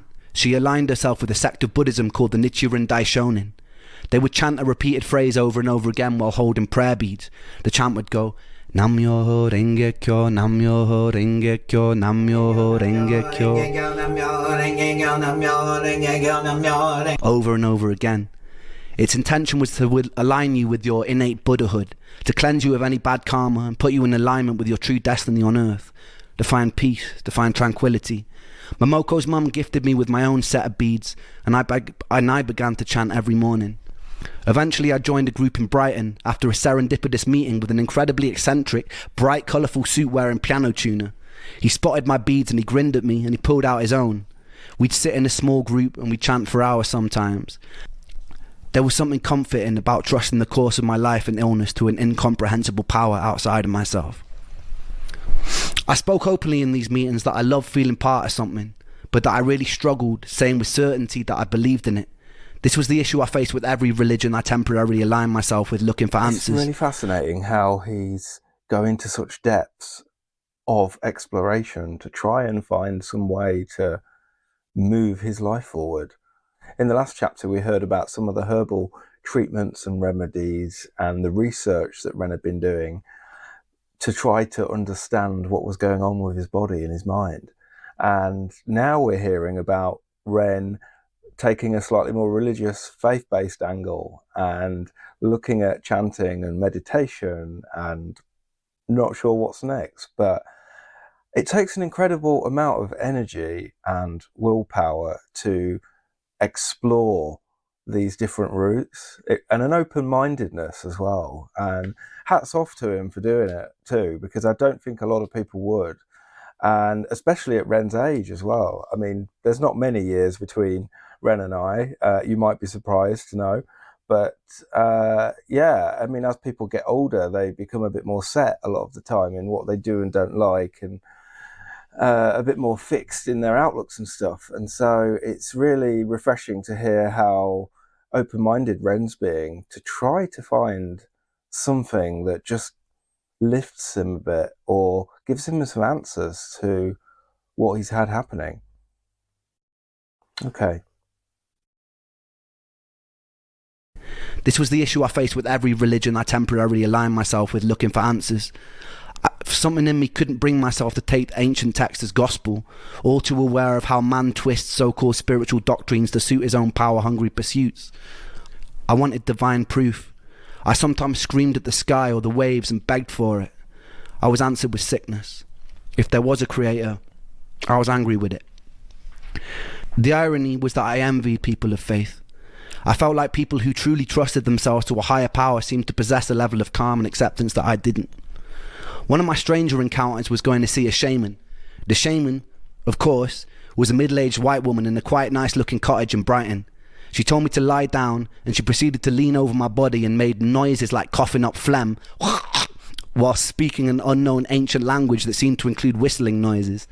After about 20 minutes of making distressed groaning noises over my back, she paused in contemplation for a while, and proceeded to tell me that I'd been killed by a sword in my past life. She made sucking noises near the supposed stab site on my chest, and then she spat into a bucket. She then placed a little stone into my hand, and she told me that I had to bury it on a high hill in Brighton on the next full moon. Wow, that was a bit of a wild ride. I love how visual Ren's phrasing is, and that seems to be a theme for me, at least, that I'm picking up through his chapters, that he's translating off the page into our minds what his experiences have been. And yeah, that was a very visual description there of the shaman. Interesting. Sounds a little bit left wing, I suppose. Let's find out if it works. To my hand, and she told me that I had to bury it on a high hill in Brighton on the next full moon. The most depressing part of this story is during the next full moon, I did indeed find a big hill, dug a small hole, and I buried the stone in it. Surprising to say, fuck all happened. It was this journey into the spiritual unknown that led me to a very unsettling experience. I located a therapist online who had claimed to overcome ME herself. She specialised in it and dealt with people's past trauma, but also worked with energies like Reiki. I had to get the train to where she lived. She met me in the car and drove me in silence back to hers. There was a bit of an unusual energy about her. I've always been really good at reading people. I can't quite explain it, but sometimes when I meet someone, it's like I have a sixth sense for whether or not they'll play a significant role in my life. This person's energy felt alien to me. When we arrived at her, she told me that she sometimes would consult with her horses about people's health conditions. It was at this moment I knew that she was probably insane. Nonetheless, I shared a lot about my life. We got into the trauma of living with sickness, what it was like to constantly mourn your own life. It was comforting at first, and it felt like a safe space, until it got a bit weird. One day she offered me a glass of water before a Reiki session, and during the session I fell into a deep sleep. When I came around, multiple hours had passed, which was peculiar for me. I usually have issues with sleeping and couldn't drift off, particularly not in unfamiliar environments. She assured me it was total normal and to get plenty of water, and I thought nothing of it. Lines started getting somewhat blurry when she'd invite me for meals with her and her husband. I took it as friendliness, but I noticed that she started messaging me outside of clinic hours. One time I agreed to create music for her in exchange for some extra sessions. Not long after, I started getting strange messages in my Facebook inbox. She started telling me how she knew that all my previous songs had been about her, which they hadn't. When I dismissed this, she would sometimes message me saying that she was outside of my house, telling me that our souls were bonded and that bad things would happen to me if we weren't together. Uh-oh. Telling me that our souls were bonded and that bad things would happen to me if we weren't together. To put it lightly, I was already in a pretty weird emotional place because of years of sickness. So having someone in a position of trust abuse their position like this shook me, and it shook my trust in therapy even more. It shook my... Yeah, and that's a really fair point. It's a very unique relationship with therapists, because you're opening up to them in a way that you're not with other people. And trust is, a huge factor in how well your relationship and your connection with that person is sustained over time. I can understand that. Like, despite the slightly humorous description that Ren's given, or at least my interpretation of it, it is actually quite a serious and probably very frustrating matter that this has come up for him, because, all the twists and turns he's had so far with trying different approaches and traveling all the time to try to meet different people and explore different options. It's, it takes a lot to do that. So abuse their position like this shook me, and it shook my trust in therapy even more. It shook my trust in people in general. I told her to never contact me again, and I blocked her, but she would still occasionally get through on other numbers. One time she'd phoned my mum's house relentlessly. Wow. My mum, knowing the details, told her to stop harassing me and threatened to get the police involved after things which went silent. This was also the year that I met my second ever girlfriend, who I'd later be engaged to for a short amount of time. My little sister had already set the relationship up in her mind. She met this girl in Bristol who she got on with super well, and somehow she wingmanned me and planted the seed in her brain that she'd be perfect for her older brother, me. My sister's friend had moved to Brighton, but I was blissfully unaware of this matchmaking. At this point, I was living in a house share in Rose Hill Terrace in Brighton with some lunatics I'd met at Ben's house, and Momoko had moved down from Cornwall. The house was only meant for 2 people, but Momoko and I had pretended we were married and pretended that we were going to have a baby to be able to get it. As soon as the deed was signed, we moved in with about 5 other friends, one living in the living room, one in the attic, one in the study, one in the conservatory. It's safe to say rent was pretty fucking cheap. One night my friend Luke was throwing a party and she rocked up with a few of her friends. My sister had pretty good taste in girls and I had a crush on her instantly. At some point in the night we both ended up lying on my bedroom floor on a bunch of sofa cushions while about 6 other people were sleeping in various places in my room, one somehow in the upper compartment of my wardrobe. True story. She asked me to tell her a bedtime story and I made up the most unhinged story I could think of. By some sort of miracle she found my madness endearing and we ended up kissing a lot and staring into each other's eyes till we fell asleep. It's strange navigating a relationship when you're sick. I couldn't go out to eat at restaurants because I was allergic to everything. I didn't have the energy to do most normal things that couples do. Some days I'd be so full of brain fog that my personality disappeared, and it was hard to explain that to someone without them thinking that maybe you were just being a bit off with them. I think losing Joe, losing Callum, losing the record deal, losing my last girlfriend, it had all made me wary of getting attached to good things. Quite a lot of my illness made me feel ugly, and it's hard to accept love when you feel ugly. Nonetheless, she did love me, and with time our relationship grew. Yeah, it's that confidence, isn't it, that just gets knocked, gets chipped away through these experiences. But you have to keep striving forward as best you can. Okay. She did love me, and with time our relationship grew.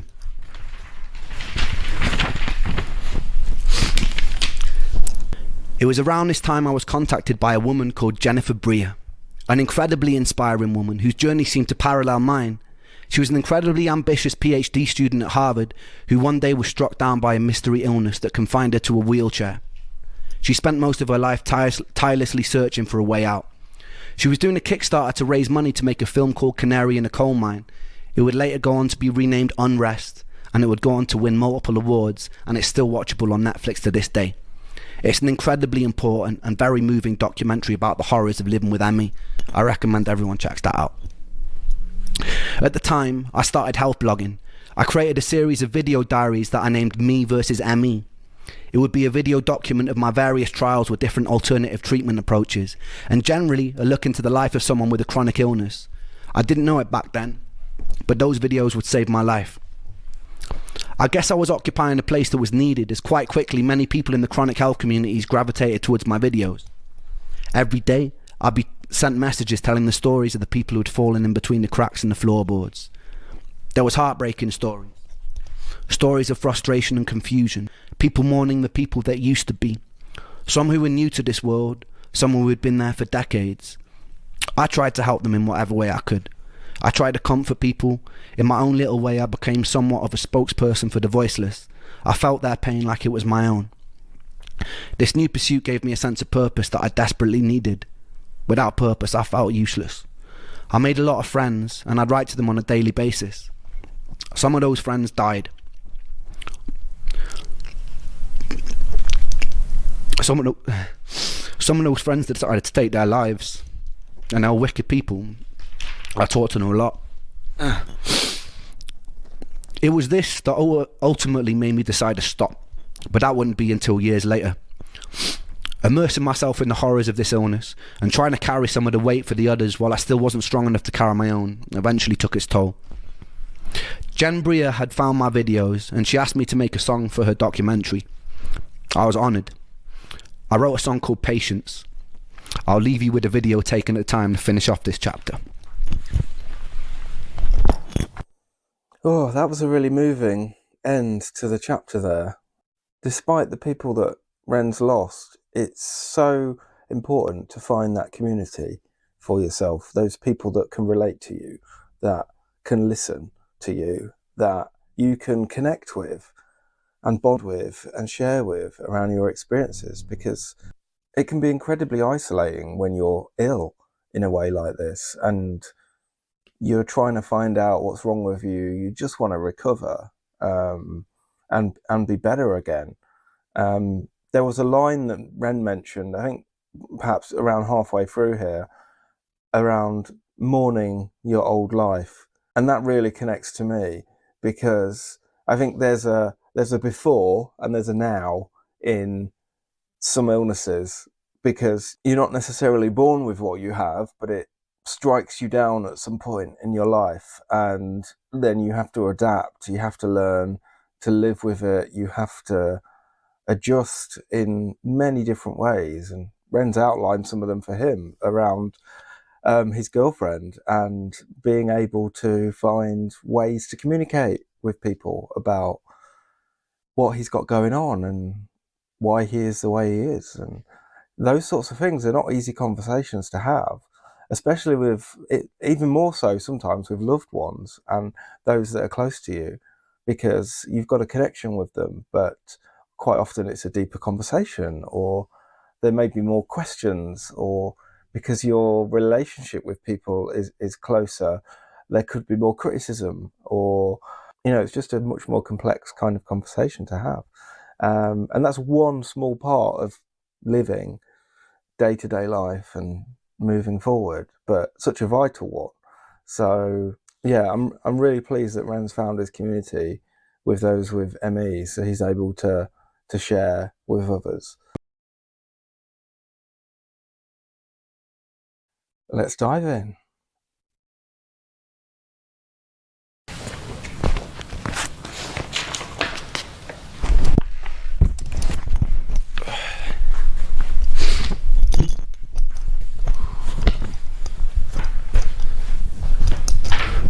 I'm going to try and hold it together for this one.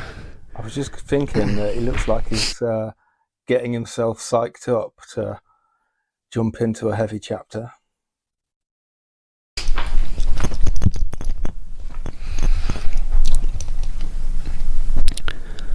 "2015 was the worst year of my life. At the end of 2014, I attended a private UK-based ME specialist clinic called Breakspear. For some reason, the treatments had sent my health nosediving, and I became more sick than I'd ever been. I became so weak that I couldn't walk to the bathroom without needing to lie on the floor to recover. I couldn't focus on anything. I couldn't read. I couldn't watch TV. All I could do there was lie there in pain. It was obvious during this time that I needed to move back home with my mum again. She moved to Cardiff with a new husband, and they had a spare room, which became my tomb for the next 8 months. At this point, I was so weak that the most that I could manage to do a day was to take a shower. The rest of the time I was confined to my bed. I started reacting even more severely to foods, so every single meal had to be blended into soups or broths to avoid negative reactions. Pain constantly shot through my shin bones and through my feet, like splinters. My stomach would gurgle, and the muscles in my body would constantly twitch, spasm, and ache. My body felt drained of every single ounce of life, and I was so tired, but I was too wired to sleep. I was so full of mental fog that reading a single page on a book seemed impossible. The daylight coming in from behind the curtain hurt my eyes. Loud sounds felt overwhelming. All I could do was wait and pray for sleep. That sounds like his belly existing, not having the energy to get up and can't even digest solid food. And that's no way of living, is it, for anybody? Wow. Okay. Sounds felt overwhelming. All I could do was wait and pray for sleep, knowing that when I woke from it, nothing would change. I wouldn't feel in any way rested, and all the symptoms would persist. This went on and on and on. It was day after day of physical and mental torture. I thought of concentration camps, of prisoners of war being tortured. At least the escape of death seemed likely. During that time I never got breaks. My whole body burned, my brain was on fire, and I had nowhere to hide. In the merciful moments where I could concentrate, I tenaciously trawled the internet, looking for ways out. My research drew me to a procedure called a fecal transplant that was having success managing things like Crohn's disease or colitis. It had also gained success in some select cases of autoimmune conditions like MS too.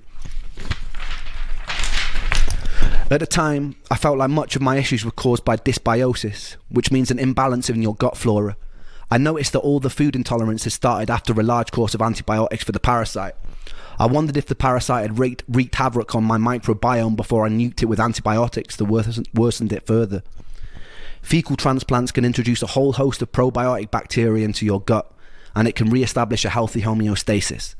In normal person speak, I wanted to pay to put another person's poop in my butthole. I carried on filming videos from my bed, blogging my experience. I was pretty convinced that during this time I wouldn't be alive much longer, and part of me wanted there to be some kind of document of what I'd been through in hopes that it might help someone later down the line. And if this illness does kill me,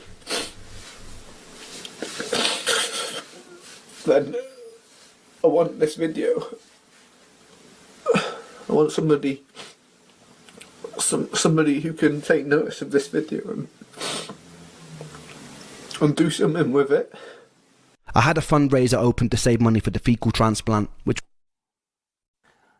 Just imagine where he was at, and at that age as well. And it's just this complete internal experience as well that seems to be going through his body and affecting his mind so much as well.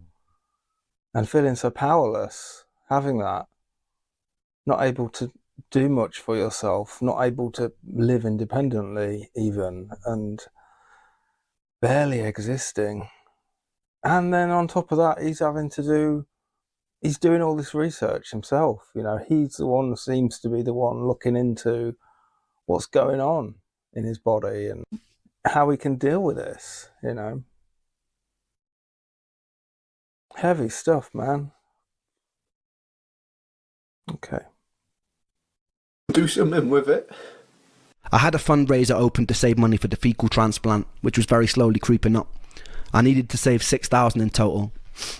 I remember my girlfriend wanting to come and visit, but telling her that I didn't want her to. There are a few reasons for this. One, I was pretty sure I was going to die soon. The day before Joe died, I'd been sat with him at a pub, catching up, playing pool, cracking jokes. I'd often wondered if I'd have been hit less hard by his death if I'd been away at university when it happened. For my girlfriend's sake, I wanted her to have distance from me. I also felt ugly. I felt unlovable. I was unable to communicate, and I didn't want her to see me like that. I watched my mum look thinner and more frail every day that she had to watch her son deteriorate, and I felt immense guilt. My mum would often walk in and find me either crying on the bathroom or kitchen floor, having no energy to get back into bed. She'd often sit with me and massage my feet, which always hurt, and she'd hum melodies to me like she would do when I was a little boy. During this whole time, I hadn't picked up my guitar. I barely had any sunlight touch my skin, and I lost a lot of weight.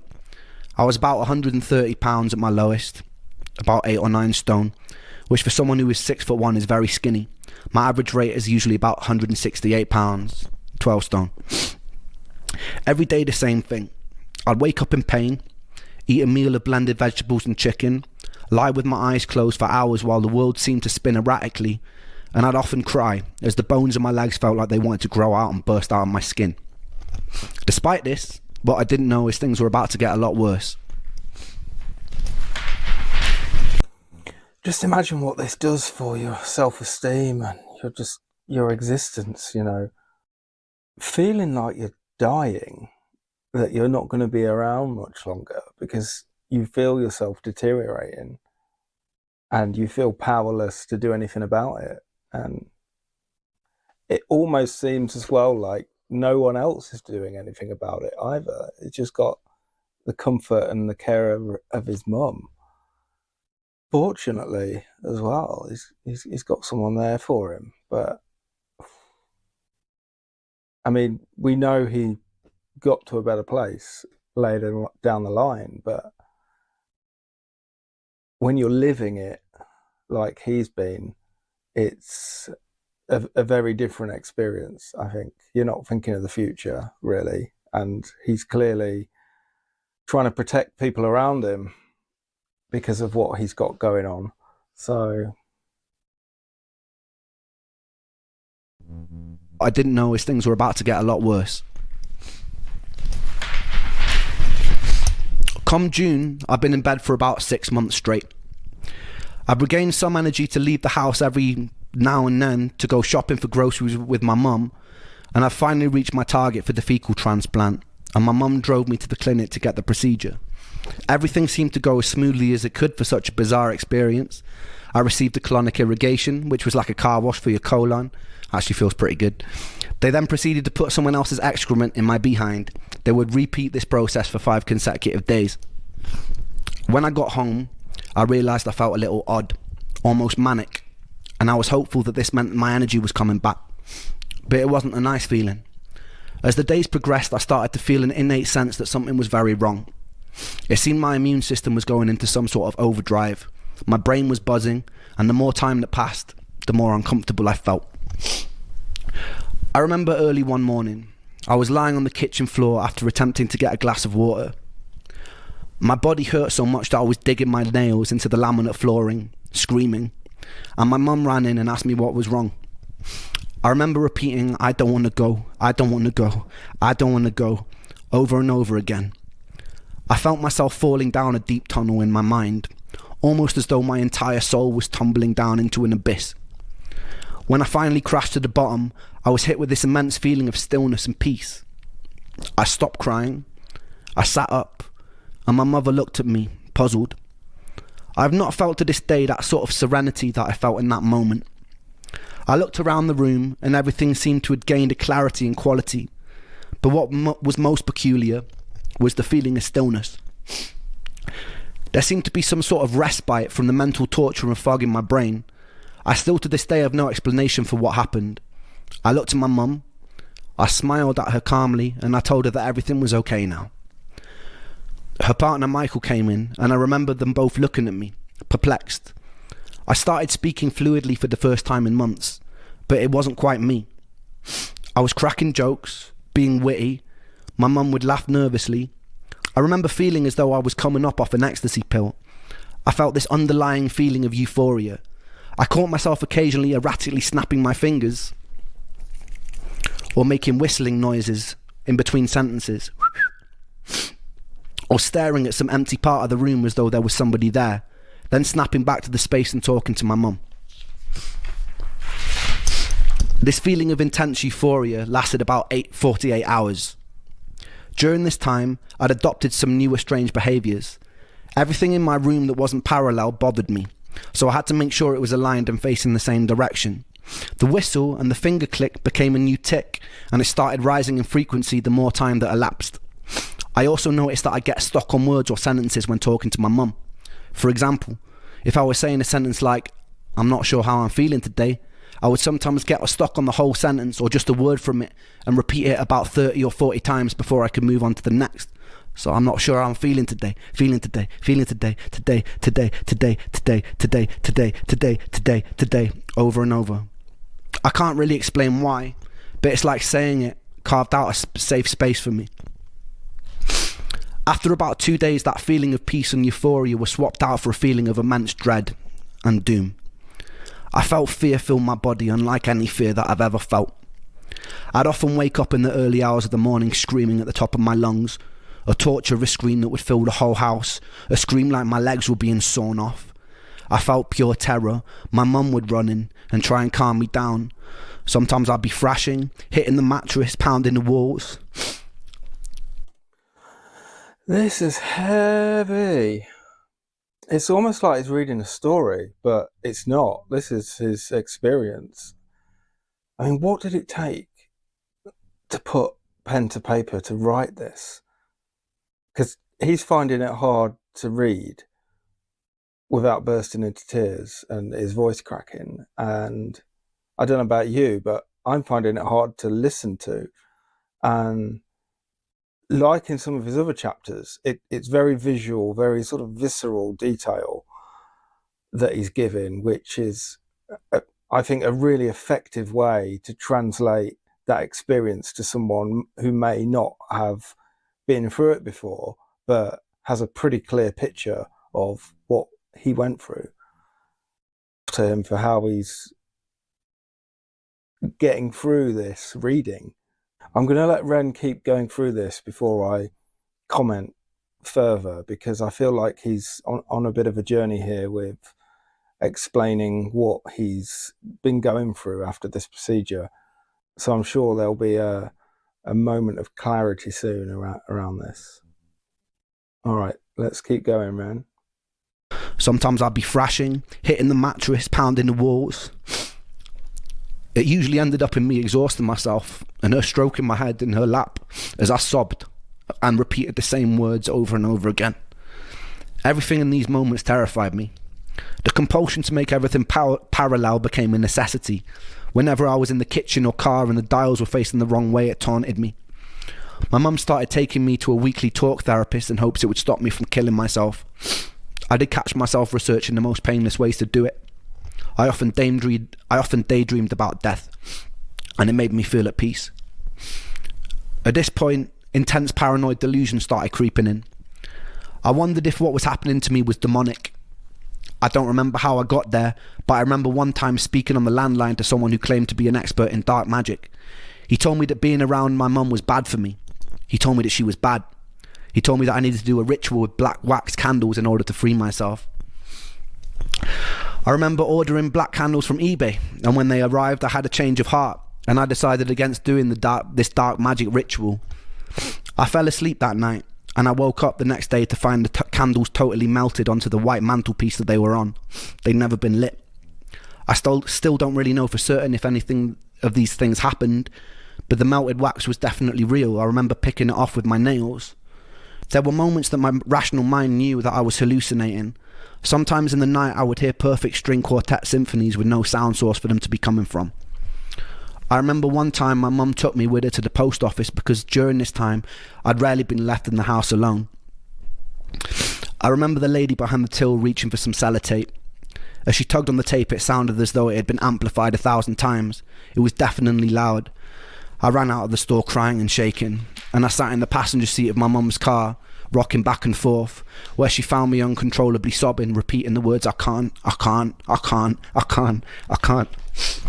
over and over again. It seems like since he had that procedure, like he's really deteriorated.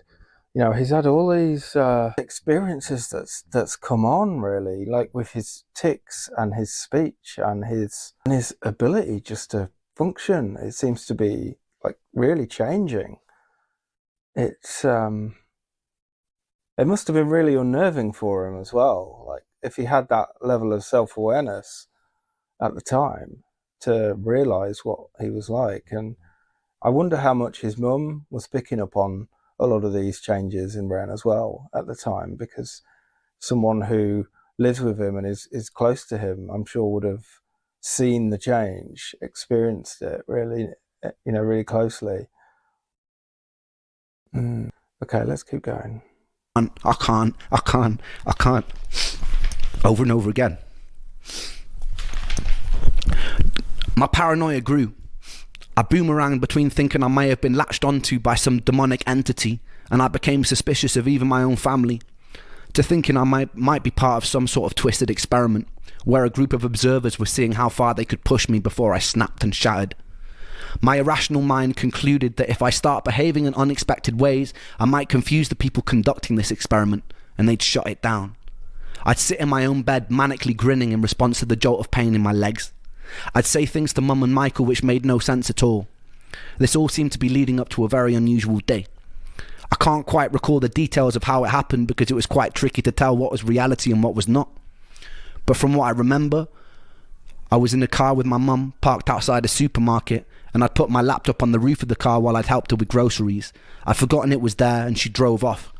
It wasn't until about an hour later I noticed and I started panicking.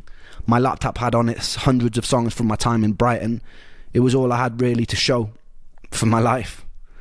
I was already in such an emotionally fragile space that losing that felt like some sick, torturous joke. We drove back and searched every place it could be with no luck. As we were driving home, my mum pulled up at a junction and something in me snapped.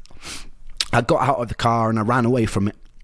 I convinced myself this was still part of the experiment, because what else could explain that sort of luck? Once I got far enough away, I proceeded to strip off all my clothes, and I lay in the middle of a road staring up at the sky, laughing in hysterics. This was the opposite of how one should react to losing their computer, and so it seemed like the perfect way to confuse my observers. With time, the police showed up, as did my mother. By some miracle, she convinced them not to take me in or section me, and by a further miracle, they also relayed to my mum that a dented laptop had been handed in an hour earlier. I took this as meaning my experiment had worked. I eventually snuck off as my mum was talking to them.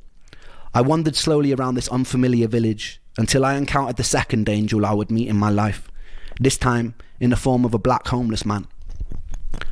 I'm not sure how we got there, but as I was walking, I turned to my side and a man dressed in tattered grey clothes was walking beside me. He asked me what was wrong, and I explained the best I could the events of the day. I explained that I'd been sick a very long time, that I was tired, so tired, and that I just wanted to be better. The homeless man paused. He put his hand on my shoulders and he stared into my eyes. His eyes had a light grey tint. They were almost white, and something about his presence made me feel incredibly safe, incredibly still. He smiled, a kind smile, and he said to me, "Everything's going to be okay, Ren." And then he vanished. I hadn't told him my name. I never hallucinated anything after that day. I have no real explanation for that day. I chalk it down to a psychotic episode or stress-induced hallucination, but the events which follow put a lot of questions in my mind. What he said to me was very simple, but also very needed. I realise a lot of people might hear these stories and just presume I'm a bit mad, a bit weird, like I do when people tell me their ghost stories. All I can do is tell you my experience and let you derive your own conclusions from it. Wow, what an experience. And sometimes it takes something like that from a stranger to... There's weight and there's meaning to what a stranger says to you sometimes that just sits different or just lands differently with you compared to people that are around you that you know well or know you well. That was clearly a profound experience for Ren. And I mean, I won't repeat what he's just very eloquently explained that he's been through with these episodes, but I mean, the level of paranoia that he's got going on and how much that's affecting his behavior and the cynicism and the trust that he has in everybody. And you can see that he's spiraling from what he's said. I mean, I can't really elaborate more on this. Ren is articulating this so well. Let's hear more from him. Ghost stories. All I can do is tell you my experience and let you derive your own conclusions from it. Anyway, I got home and I started to obsessively research ways to escape this new seemingly psychotic space I was in. It's a strange thing to describe, but it was like me, Ren, was in the passenger seat of my mind while some other entity was steering the ship. I was watching myself do things like scream at night or repeat words over and over, and I think to myself, damn, that's pretty crazy. But I wouldn't be able to do anything about it. Every now and then I had moments of lucidity where I was more in control. I was doing things like stimming. I had night terrors, vocal tics, I'd stutter and I'd stammer. And for me, a lot of that lined up with some sort of transitory or stress-induced autism. I'd known a family with an autistic teenager and some of the behaviour seemed to line up, which led me to a new pathway of online research. I came across this support group for a subset of children with autism called PANDAS, P-A-N-D-A-S. It was believed that these kids had the neurological infection of the streptococcus bacteria that was causing these autistic-like behaviours. I was presenting with some similar behaviours. These kids would do long courses of antibiotics and their symptoms would diminish or disappear and they'd be seemingly normal children again. I speculated that the fecal transplant introduced a whole host of new bacteria into my gut, but that I didn't have the immune regulation to be able to control it, and it had sent my entire system into some sort of inflammation overdrive. I researched the most effective antibiotic for streptococcus, one being penicillin, and I convinced my mum to take me to the doctor, where I faked a stomach bug.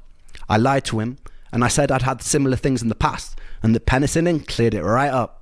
He reluctantly prescribed me a 2-week course of antibiotics because I was so persistent. I got home and I started the course. Initially I felt fucking awful, somehow even more tired than usual, and then towards the end of the course I noticed a definite shift in my energy and comfort. By the end of the course, my psychotic behaviours had disappeared and my energy felt a lot better.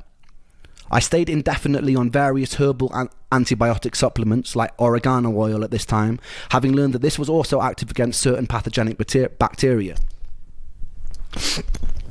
Keep in mind also, I'm just going off script right now, keep in mind if I'd have followed the advice of most of the doctors that I'd seen at the time who were talking to me about my psychotic behaviours, I would have probably been put into a mental facility and medicated with medication that I didn't need, and would have probably gotten a lot worse. So it was very lucky that I took no one tells you that antibiotics can treat psychosis, and these antibiotics did. Yeah, there's so much truth in what Ren's just said there, because once you are prescribed, as he said, for mental illness, you go down that route, and that's then what you're branded with, and that would be what they were trying to treat, even though that's a symptom of something else.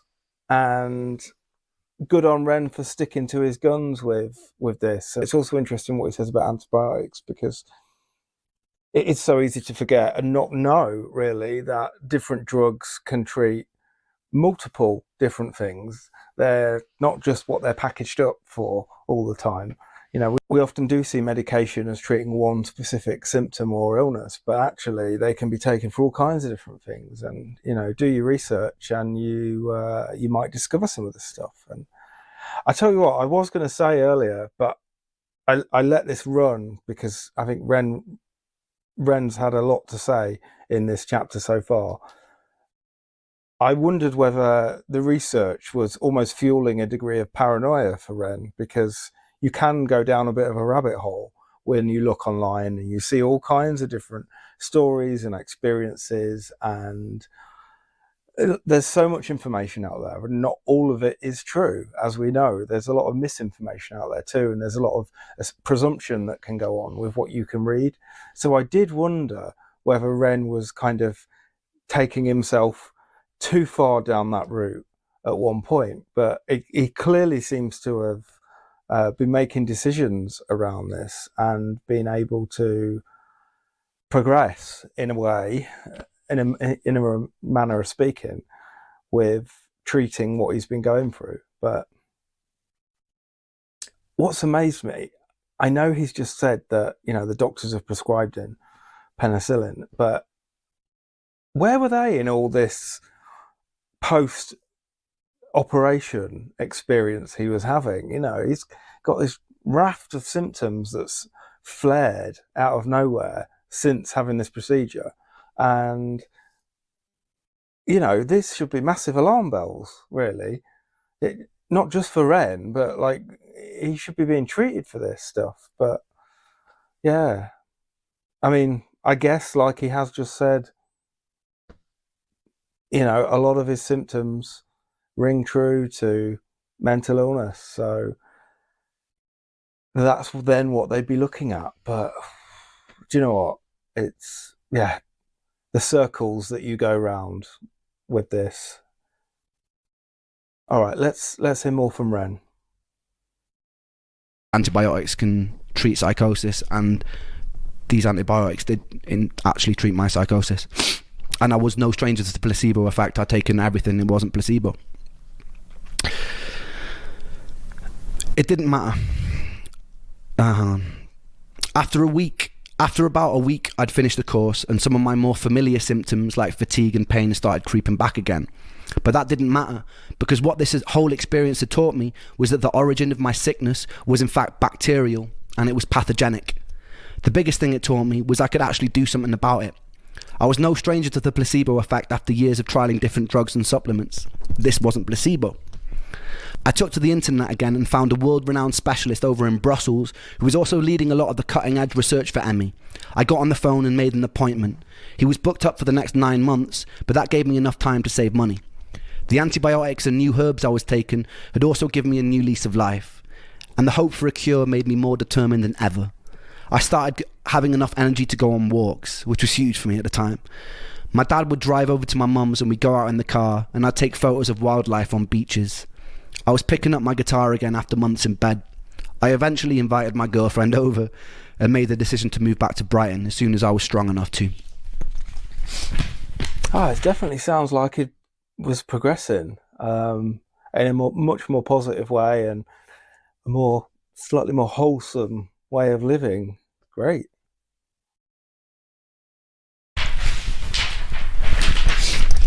It was around this time that I started working on the album Freckled Angels. I knew that the future tests weren't going to be cheap.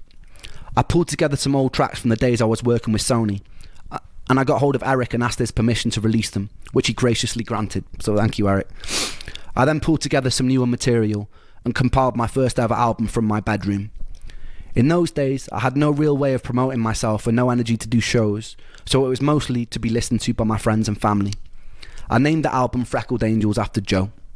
Joe was covered head to toe in freckles, and it seemed fitting to dedicate this work to one of the coolest and funniest people I ever knew. Any ounce of energy I did have from my limited reserves, I'd pour into recording that album. It's by no means a work of art, and it's a bit thematically disjointed, but some songs like Crutch or Pocket Full of Pain went a long way to photographing that time. What a journey we've been on so far, learning about all that Ren has been through in his suffering, in his trauma, in his plight to find a solution, answers, a cure, treatment that will work for him, for his illnesses and for his disease. And we're turning a page gradually, so it'll be interesting to see in this chapter how some of those answers start to come to light. So let's get going. Okay, Ren Chapter 7, here we go. Before he even had the test results, the doctor in Brussels glanced up from the form he'd asked me to fill out, and he said, "You have Lyme disease. We can run the tests, but I'm certain of it." I'd heard of Lyme in passing during my hours trawling the internet, but I'd never spent long diving into it. It was an extremely rare disease in the UK that you can get from tick bites, so it never really came across my radar. I sat there, puzzled for a moment. I said, can I get better? He said that many people go on to recover, some don't. Right. I wanted to ask him so many questions, but my mind at that moment was totally blank. The test results eventually came back, sure enough, positive for Lyme, and the co-infection Bartonella, along with many other biomarkers which suggested autoimmunity and immune dysfunction. My whole life I'd been waiting for this moment, to have something printed on a piece of paper that showed that I wasn't actually fucking crazy, that I could shove in the faces of anyone who'd made me feel like a hypochondriac or like a head case. But when the moment finally came, I felt numb. It was hard to rejoice. I had the lingering PTSD from the psychotic meltdown the year before, which made it pretty hard to break into the realms of happiness. Instead, I did what I always do. I got home, and I took to the internet, and I researched the best ways to escape. The summer that I got sick, I spent 2 weeks camping in a small festival in Dorset. One night, me and friends decided to climb a nearby hill to build a bonfire in the woods. On the way there, the fields were full of long grass and deer. 3 people, all my age, who all attended that festival, came down with ME or fibromyalgia-like symptoms over the course of the next year. One was a friend of the family who was shut in a dark room for years because the light would be too intense for him. Before that festival, he was bursting with life, a successful capoeira dancer, reduced to a zombie.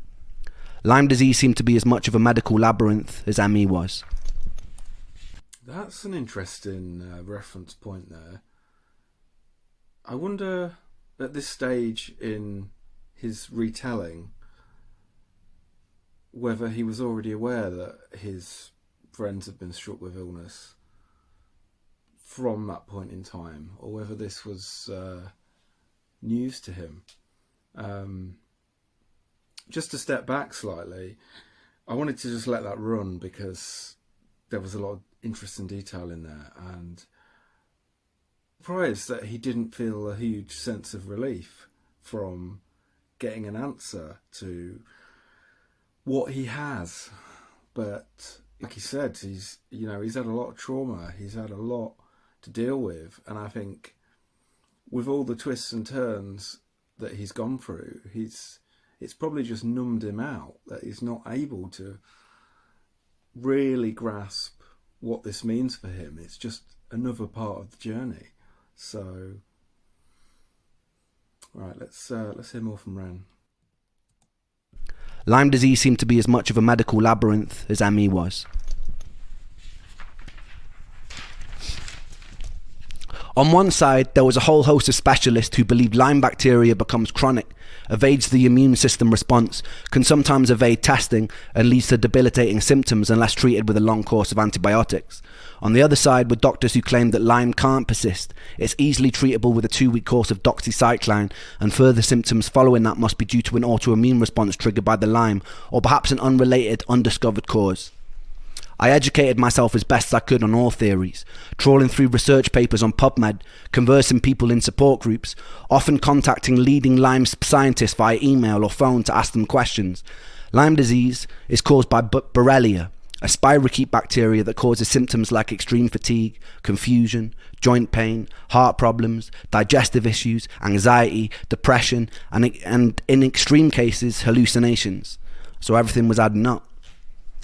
I fell down internet rabbit holes of learning how Borrelia produces outer membrane vesicles, which contain outer surface proteins which can modulate your entire immune response, essentially dampening it for its own survival. It was a truly insidious pathogen, a smart one out of a twisted horror sci-fi. There would be online groups claiming it was created in a lab in Plum Island off America and weaponized. Due to the widespread suffering it seemed to cause, and given how hard it was to treat, it was easy to see how people gravitated towards these sorts of superstitions and speculations. The main thing that made my head swim was the sheer number of treatment options, in part a byproduct of the cognitive dissonance in the medical industry at the time. There were countless antibiotic protocols, herbal protocols, immune system modulating protocols, wackier ones where people would be stinging themselves with bees or swallowing certain helminth parasites to modulate their immune systems. This sounds like kind of the process that he's already been through, in a way, trying different remedies, different approaches. Bit of a wild, well, as it says on the screen, I would say it's a bit of a wild west to explore, really, which isn't really what you need when you find out what you've got. And I'm hoping the doctors are going to say, look, this is the route you should go down, this is what we should try, rather than Ren being the one to make that call, because it just draws this out even longer. But as we're hearing, none of this is simple or straightforward, and everything takes time to find out what works for you. Okay, let's hear more. Cells with bees or swallowing certain helminth parasites to modulate their immune systems. It was a wild west, and I wasn't so naive to be unaware that there were a lot of quacks in that space, selling people snake oil, financially taking advantage of desperation. Like a lot of the medical industry, I despise people and companies who see opportunity to profit from other people's misery. If you're watching this video and you're one of those people, I would highly consider switching your role in the world and being on the right side. One common factor a lot of these protocols seem to share was you would certainly get a lot worse before you got any better. Yeah, something I hear from people, and to some extent I've even heard it from doctors and vets and people who are in a position of responsibility for diagnosing or offering treatment or approving medication, that there's this perpetuating cycle of illness to then sell product or allow these pharmaceutical companies to make millions and billions that they do off of the back of people's illnesses. Like, whether the stuff even works for you or not is a bit of a red herring, really. It's important for you as a person, but it's not important for the industry. So there's a lot wrapped up in this, I think, and I know some of you have commented on previous videos around this topic as well. Like, there's a lot of gaslighting that goes on, and there's a lot to be said for the decisions that the medical professionals make in terms of what's in your best interests to get healthy and what's in the best interests of the companies that they serve. Interesting. If you've got any experience of this firsthand, I'd be interested in hearing about that in the comments. So please let us know. All right, let's hear more from Ren. Seemed to share was you would certainly get a lot worse before you got any better. There was something called the Jarisch-Herxheimer reaction. As you kill off the pathogens in your system, they release biotoxins in your body, which are eventually cleared out by your kidneys and liver. These can cause systemic inflammation, additional fatigue, brain fog, mood swings, pain, flu-like feelings. I was no stranger to these things already, but when they got even worse, it was a mental battle. I sought out as many success stories as I could, and I looked for common threads in the ones of the people who made a full recovery. It seemed like long courses of antibiotics were working for some people, but to do it safely I needed to be in the care of a specialist. The NHS were fucking useless. After multiple appointments, one with an infectious disease specialist, they told me the most they could give me was a couple-week course of doxycycline. I knew that probably wouldn't be enough. They told me chronic Lyme wasn't something that they recognised. I presented them with printouts of much of the research I'd gathered online for the most recent studies, which they dismissed. One of them told me I seemed obsessed, and they asked me if I thought about getting a hobby. I fantasised about dragging him by his tie across his desk and pressing a stapler into his skull. Then I politely got up and left. Doxycycline would lead to improvements for a short time frame, and then my symptoms would come creeping back. I tried many antibiotic and herbal approaches to treat the Lyme without much luck. I tried things like Rife treatment, which is essentially running an electromagnetic pulse. Why is he not getting given treatment options and pursuing them? Why is he having to do this himself? I don't get it. I don't understand it. Through your body in hopes that it will kill the bacteria. I was desperate. It seemed that America took Lyme disease far more seriously than the UK, which made sense as it was far more prominent there. I settled on a doctor called Dr. Gemsack over in Washington, and when I could, I would busk or I'd sell music online to raise money. My girlfriend at the time also ran a fundraiser, and my mum said that she'd also help contribute towards flights.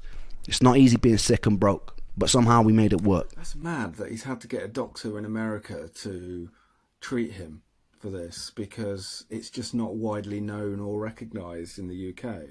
That's crazy. That shouldn't be an excuse not to treat him. You know, where's the support? Where's the system that's in place that deals with this? You know, this is crazy.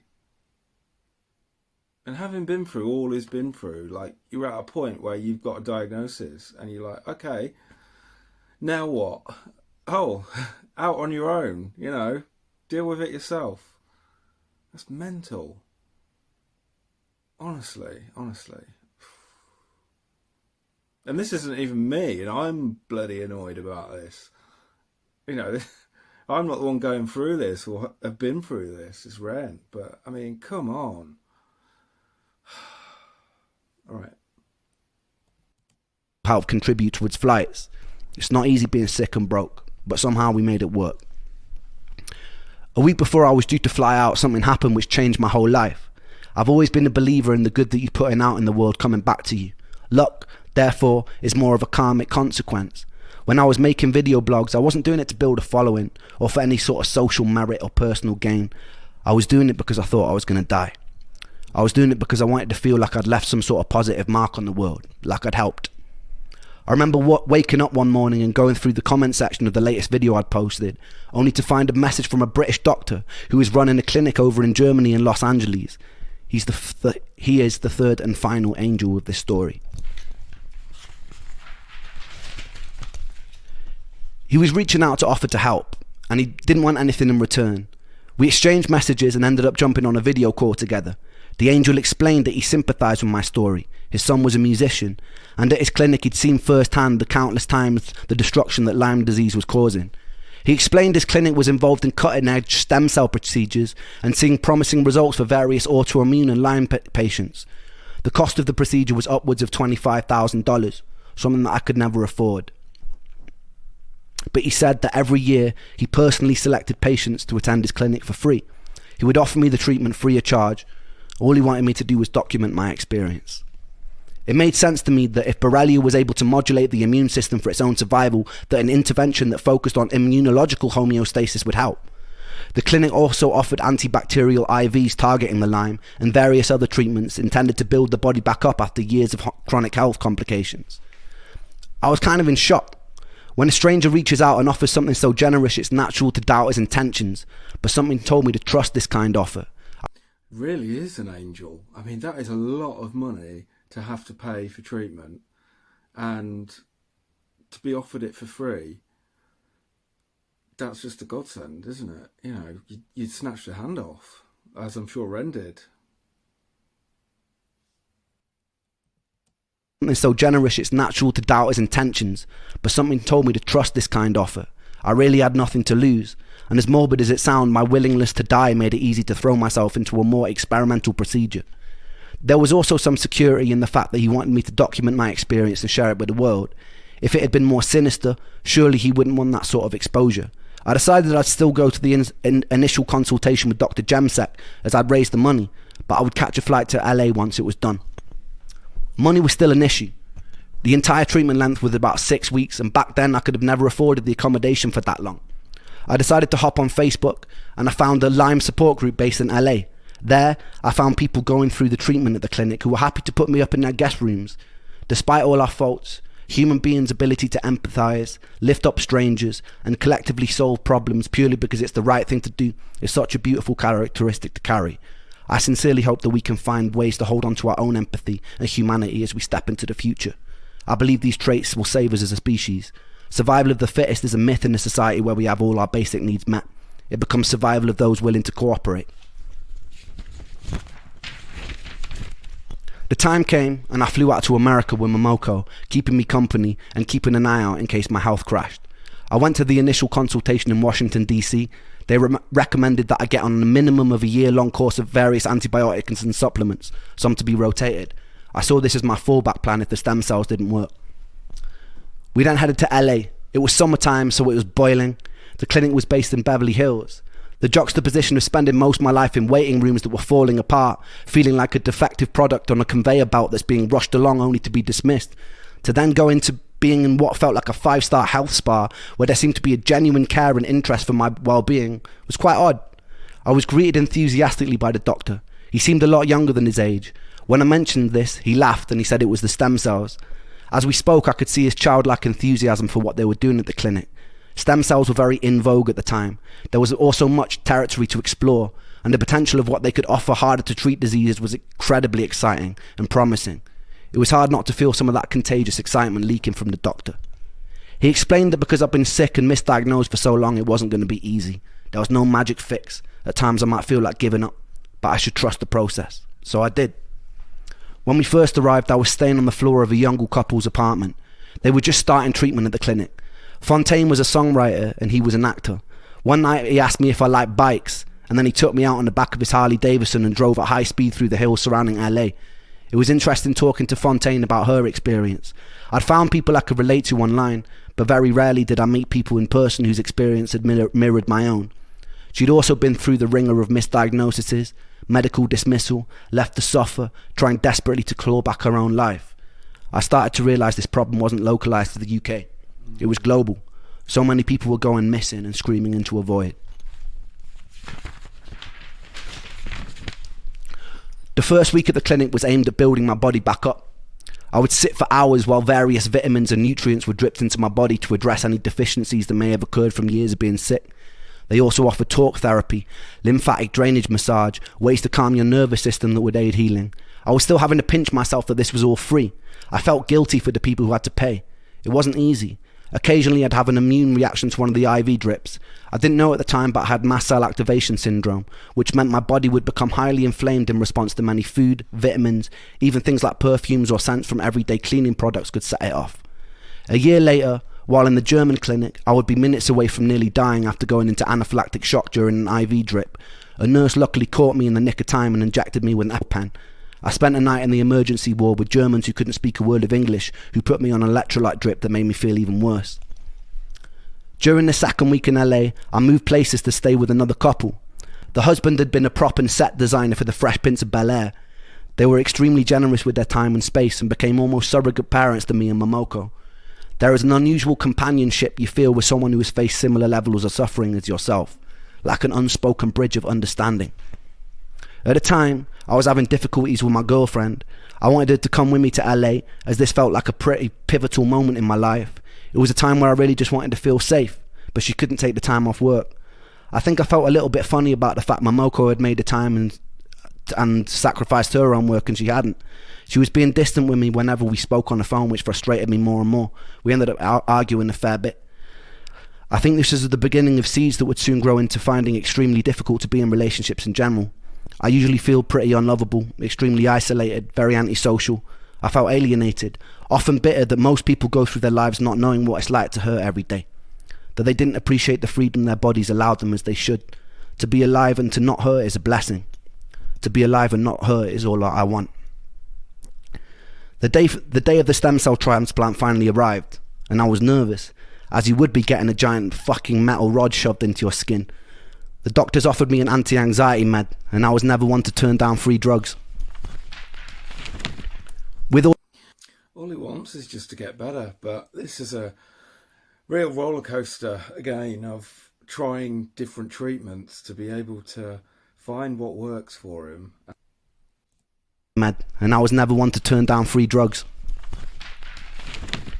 With autologous stem cell transplant, they take cells from your own fat, centrifuge them, and then do some magic science shit and then feed them back to you in an IV. To acquire these cells, they have to do liposuction. The issue was I was already skinnier than a shadow on a cloudy day. They would usually take the fat from the stomach, but as I had virtually no body fat, they had to go in through the back near my coccyx. They spent about 20 minutes sawing away at your insides and separating your muscle from fat. Then they inject you with a liquid that breaks it down and they suck it back out, fresh for the stem cell harvest. There's a video of me drugged up and laughing as a needle as big as my forearm gets rammed into my back. This looks very uncomfortable. I returned home pretty bruised up, but full of hope. Like they're digging for gold. Yeah. And so I'm pretty kind of bruised up. I've got these two little holes here where they took the stem cells out and they put them back in my arm. You can't really see on this camera because the light's too much, but I've got more holes in my arm than a Scottish heroin addict. I'd met people at the clinic who were further along the process than me, who were singing the praises of how much better they felt. For the first 3 months I didn't really notice much, but I was told it would take time. I was already doing somewhat better from the 6 weeks of IVs. It's an unusual psychological space to be teetering on the precipice of hope that your whole life could change. There's a certain tension and a certain excitement that comes with that. It must be, to some extent, encouraging for him, though, as well, to be on a cycle of treatment that seems to be having some positive effect for him. And to have people that he's meeting that can relate to him as well. The ME community and those that have Lyme disease and those that have been having treatment and are in different stages compared to him. It must have taken away some of that loneliness that he's talked about and that kind of antisocial feeling that's been going on for him around this, because I'm sure it's become more and more isolating for him as he's felt that more and more no one's understanding or taking seriously what he has going on. So I'm sure we'll hear more around that to come. So let's keep going with Ren. That your whole life could change. There's a certain tension and a certain excitement that comes with that. I was also having big problems with my girlfriend at the time. I'd found out some things that had really shaken my trust. In retrospect, I should have just walked away then and there, but I held on because part of me blamed myself. In my sickness, I held people at a distance, so I felt like I deserved negative things. We would fight a lot. The health problems added a whole new dimension to something that would be hard for any couple. I couldn't trust that she loved me as much as she said she did because of certain things that I found out. A few months after the transplant, me and her decided to get away from everything and stay with her mother on the south of Spain. One night, we were sat on the grass, looking up at the sky, being surrounded by avocado and lemon trees. It felt like we were in some sort of Eden-like paradise. She asked me to marry her. It was her way of proving that she loved me and would always love me. And I said yes, but I meant no. Even when we went to pick out rings, I just felt scared. I lost the ability to trust love. I don't fully blame her for that. She was an awesome person trying to navigate a complicated situation. I blame my sickness. My sickness was an inseparable from me, and so I blame myself. After about a month of being home, she sat down with me one day and told me she decided to move to Australia for a year. She told me it wouldn't change anything between us. I had my doubts. That's a bit of a gear change to marriage proposal to see you in a year. That's, wow, rocky territory. Despite the additional stress in my life, something amazing was happening. About 4 months after the stem cell transplant, I noticed the desire to leave the house. I noticed more colour in my skin. I joined a gym that was a 3-minute walk from my house.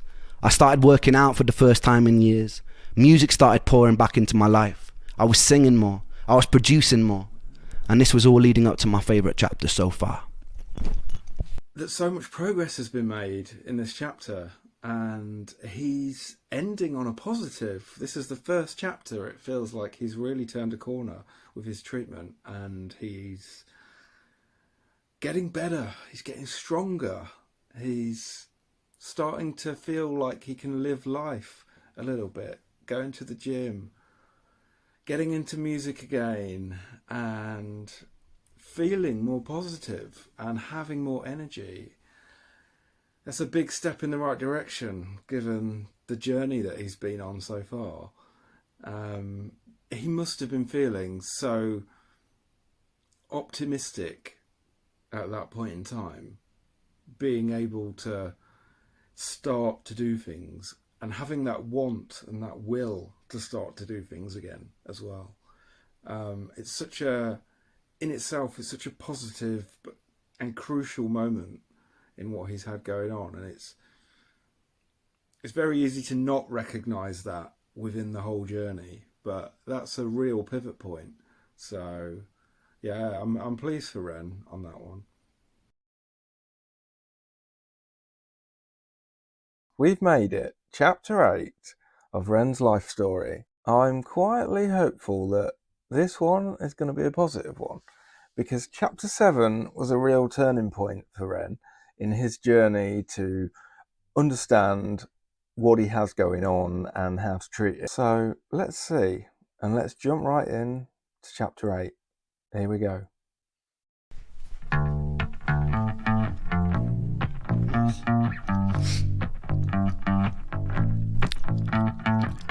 I was sat in a cafe across from a strange French man in a suit. I had to decide over a 5-minute drink if this was the man that I was going to live with for the next year of my life. A week before, I'd been sat... That was a cool start. I was half expecting we were going to get a bit of lip syncing going on there before Ren appeared. Okay. This was the man that I was going to live with for the next year of my life. A week before, I'd been sat in the same cafe with a Polish man. My friend Luke had put me in touch. Me and my girlfriend had decided to move into separate houses in hopes it would fix our crumbling relationship. The guy seemed pretty chill online, and so I'd already agreed to move in with him. This was just a little informal meet before we did. A few minutes in, I instantly regretted everything. He told me a story of how the week before he'd come home drunk, and he'd pissed all over his own living room, and was in hysterics about it. I laughed nervously, taking a sip of water as I imagined a future of watching Netflix shows near a carpet that stank of piss. He then went on to tell me a story of how this girl that he'd liked had rejected his advances, so he'd, in his own words, grabbed her by the pussy and she slapped him. He wasn't sure if it was going to work out between them. I was certain it wasn't going to work out between them. I didn't laugh this time. I made an excuse and I left. When I got home, I messaged him, making up a lie that me and my girlfriend had patched things up and she'd be moving with me instead. I had a week to find a new roommate. I was, for all intents and purposes, a loud little bugger. I'd often spend unhealthy amounts of time making beats, so the person that I moved in with needed to be able to tolerate noise. I found this Facebook group called Brighton Bands of Musicians and I posted on it. It went something like this. Hi, I'm a noisy person and I'm looking for another noisy person to live with. Enter the Frenchman. He'd moved from France in hopes of kick-starting his music career. He was working in the restaurant and busking on the streets whenever he had time. He was, for the better part of the word, eccentric, and at first I couldn't quite place him. The bar was set extremely low by the carpet-pissing sex offender though, so the Frenchman could have probably told me he was part of an extreme terrorist organisation, and I'd probably said, "Great mate, when can you move in?" The house was only meant for two, but in true cheapskate style we found a third housemate called Tom, who was probably one of the funniest people I've ever met. Tom would go on hour-long rants about how Nicolas Cage is the world's best actor. I said, put the bunny back in the box. And he makes a compelling case too. Reminds me of my student days when you're just trying to piece together enough flatmates to be able to pay the bills, pay the rent, and there's a trade-off with we need someone in to help pay, versus do I really want to live with this person? That Frenchman was Romain Caesar. We'd go on to form a band called The Big Push, and he'd become one of my closest friends. The second week we moved in together, it was his birthday, so me and Tom decided to gaffer tape about 50 baguettes and bunches of garlics to the walls and the ceilings to decorate. It was 2016 and political correctness hadn't come into full effect. He still didn't think it was very funny. My energy was only improving during this time, although progress was slow. The doctor had recommended I do a second transplant to speed things up. I returned to LA for the second time with my close friend Saran and went through the motions again. Eventually, I'd switched to their sister clinic in Frankfurt, where I entered one of the more unusual periods of my life. The UK has border regulations on certain medications and supplements. Some I shouldn't have been taking back with me. I remember fashioning a hidden compartment in my suitcase where I would smuggle IV bags full of various nutrients and immune modulating drugs over the border. I did this a few times. One drug, Filgrastim, was often given to AIDS or cancer patients with low neutrophil counts. On my tests, my neutrophils were always outside of range on the lower side, so the injections would theoretically raise them. The issue was I was still broke. I don't think the doctor realised how broke. I was meant to pay for a private nurse to administer the drips, but I couldn't afford it. So without telling the doctor, I taught myself how to administer an IV watching YouTube tutorial videos.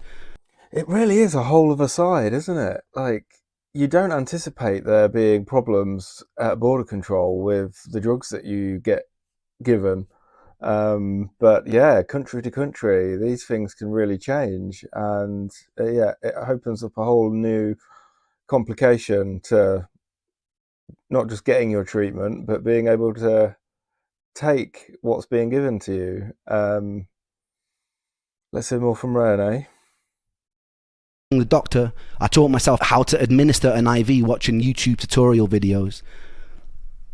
First, it was very messy. I messed up a lot of veins trying to get the catheter to stay in. There was a lot of blood, but eventually I got the hang of it.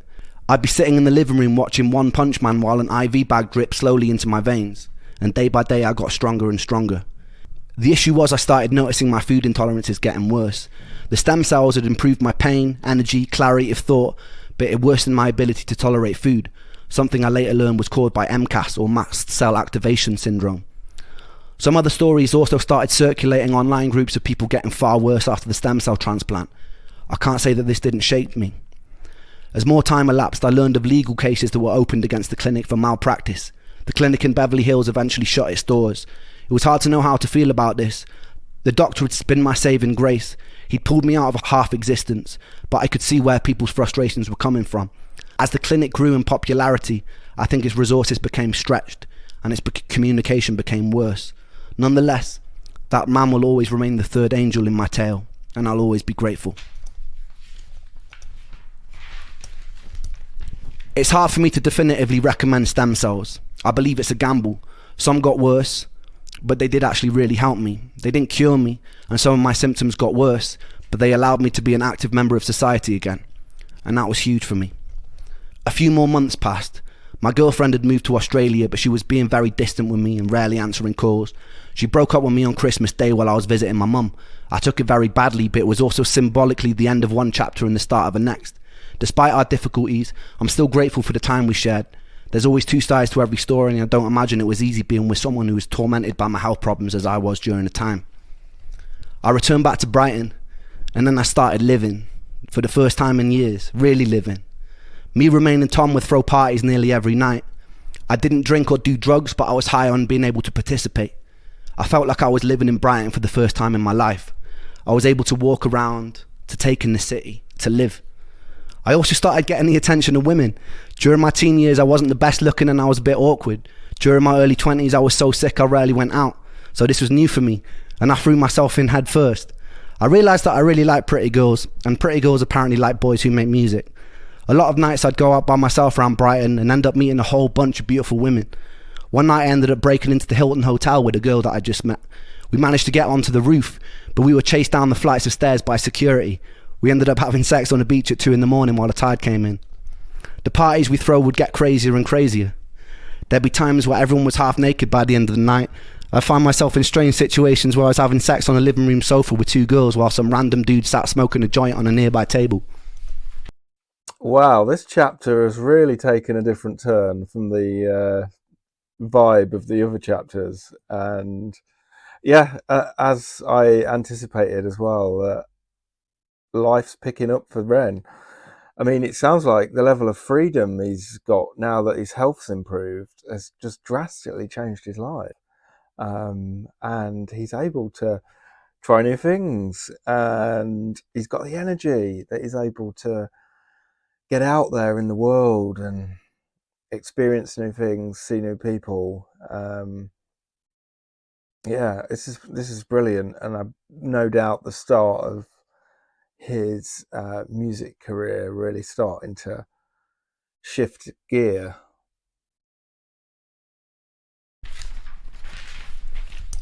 I noticed this guy who was a friend of Romain's who kept passing out on our sofa. One time he woke up covered in scratches from this Mexican girl who had been telling us stories the night before of all the people she'd stabbed. This guy was Goran Kendall. He sang like Bob Dylan, and he looked like he'd fallen out of a punk rock band. I liked him. Me, Romain and Goran were all musicians, and naturally we started jamming together. I remember the first time something clicked. We were at Goran's house with an Australian girl I'd been seeing and her friends. The night before, she'd gotten drunk and tried to strip me naked during an open mic night at the Fiddler's Elbow. I was pretty willing, and we both ended up in our underwear being kicked out in fits of laughter. We decided to start working out 3-part harmonies together. We figured out a cover of Octopus's Garden by the Beatles. And not to blow our own horns, but it sounded fucking brilliant. I remember someone walking past the house and hearing from outside, and they started to clap.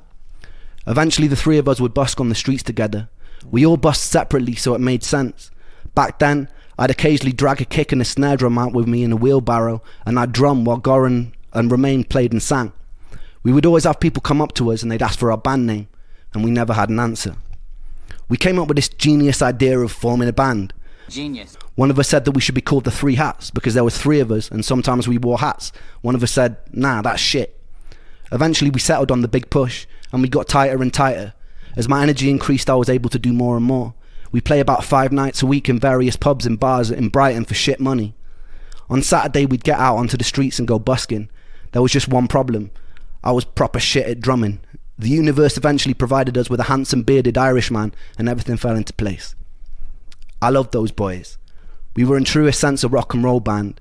We got banned from playing at a few venues because we'd occasionally get carried away and break a bit too many things on stage. I got a lot of bills for microphone stands or charges for paint jobs where I'd sprawled the Big Push over the walls in permanent marker pen. Life was a bit like a movie.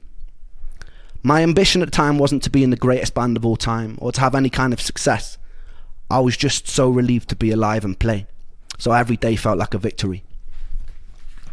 It's so nice to be able to hear Ren's tales, and it's such a lighter chapter so far than what we've heard before. Now that his health's taken a better turn and he's able to focus his energy into his early days with the Big Push. Despite this, I was still carrying a lot of symptoms with me. The pain in my legs never stopped. The buzzing in my feet never relented. My vision was still blurry. I'd still get days where I was so foggy that it was hard to communicate. One day after a gig with the Big Push, being overstimulated triggered a very temporary jolt back into psychosis, and I found myself lying on a table in the pub, repeating the same sentence over and over again for about 10 minutes, while surrounded by a very concerned group of onlookers. I came to, in tears, and I quickly left in embarrassment. If I didn't stick to my diet of about 5 different things, I'd be trapped in bed again, but it was okay. I was willing to hurt if it meant I could participate in life again, and I intended to live the fuck out of it. I met this beautiful Spanish girl one night after playing at a local pub, and I fell instantly in love. She had this beautiful blonde curly hair and was wearing dungarees, and I was enamoured with her from the first moment I saw her, and she didn't make it easy, which made me like her even more. I'd write her poetry, invite her to shows and attempt to be funny.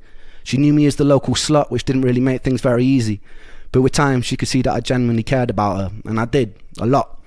One time we snuck into a cinema together, and I proceeded to climb onto what I thought was the stage below the screen to put on a show for her as she sat alone in the aisles cheering. What I didn't know was that stage wasn't a stage, it was a 6-foot drop. I confidently put my feet on thin air, and then I fell, smashing my face onto the corner of a railing on the way down, seeing a flash of white light and regaining consciousness with her rolling around in fits of laughter on the floor. She was intelligent, creative, unusual and beautiful. I carried a lot of trauma with me into that relationship. Relationships generally didn't feel safe for me. She was briefly diagnosed with BPD, which later turned out to be a misdiagnosis, and I had major trust issues from my last relationship, which had grown into commitment issues. It was a bit of a recipe for disaster, but we loved each other very intensely and very dysfunctionally until we couldn't. I wish I'd been able to surrender.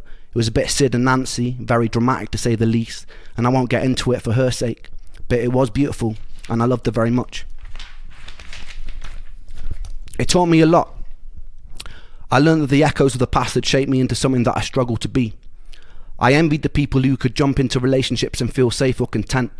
I wondered if it was because I had to watch my mum and dad fighting till their marriage crumbled when I was a kid. If it was because I'd learned as a child that I had to be independent because external love was inconsistent. I wondered if it was because I'd been too late to save Joe. I wondered if it was because I was forced to live most of my adult life in isolation. I wondered if it was to do with my past relationships. I didn't know, but I felt confused and I felt angry with myself. I knew I wanted to surrender to love, to feel truly worthy of it, but every time I tried I feel discontent and unsettled, like the security of love was something I wanted to escape. The thought of ending up in a white picket fence house with my perfect family felt like prison. After 8 long years of being tethered to a body in pain, I wanted to be liberated from any sort of attachment. Any sort of predictability of the future after a life of torturous monotony made my stomach feel like I'd swallowed cinder blocks. When I felt someone's love, I had to fight the urge to run and keep moving, but paradoxically still desperately wanted to be loved. And I loved to love, and I loved her. That discontent was something that stuck with me, and it hasn't made relationships easy. Around 2018, I'd reconnect with Sam. He was in his 20s now, so I felt far less weird about hanging out with a teenage boy. During this time, we wrote a few songs together. Blind Eyed, What Went Wrong, and Same Old Situation.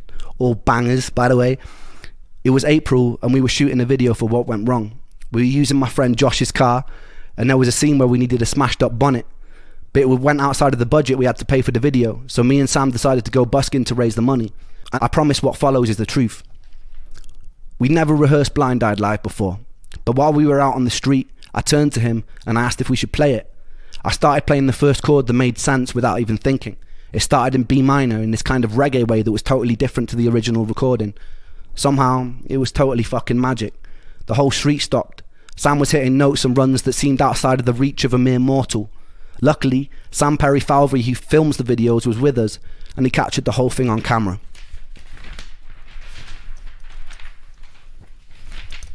Before this moment, I kind of surrendered to the fact I probably wouldn't have a career in music again. I was doing it for me. I was doing it to celebrate being alive. The week after the video shoot, me and Sam decided to go busking again because it had felt so good. Someone filmed us covering a version of Vera Hall's Trouble So Hard. Trouble so hard.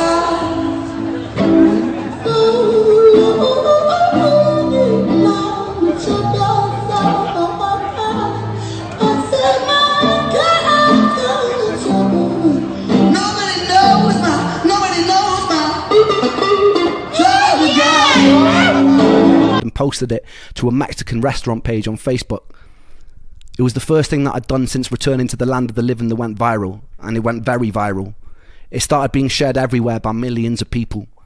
2 weeks after that, another cover of us performing was circulating the internet. That went viral too.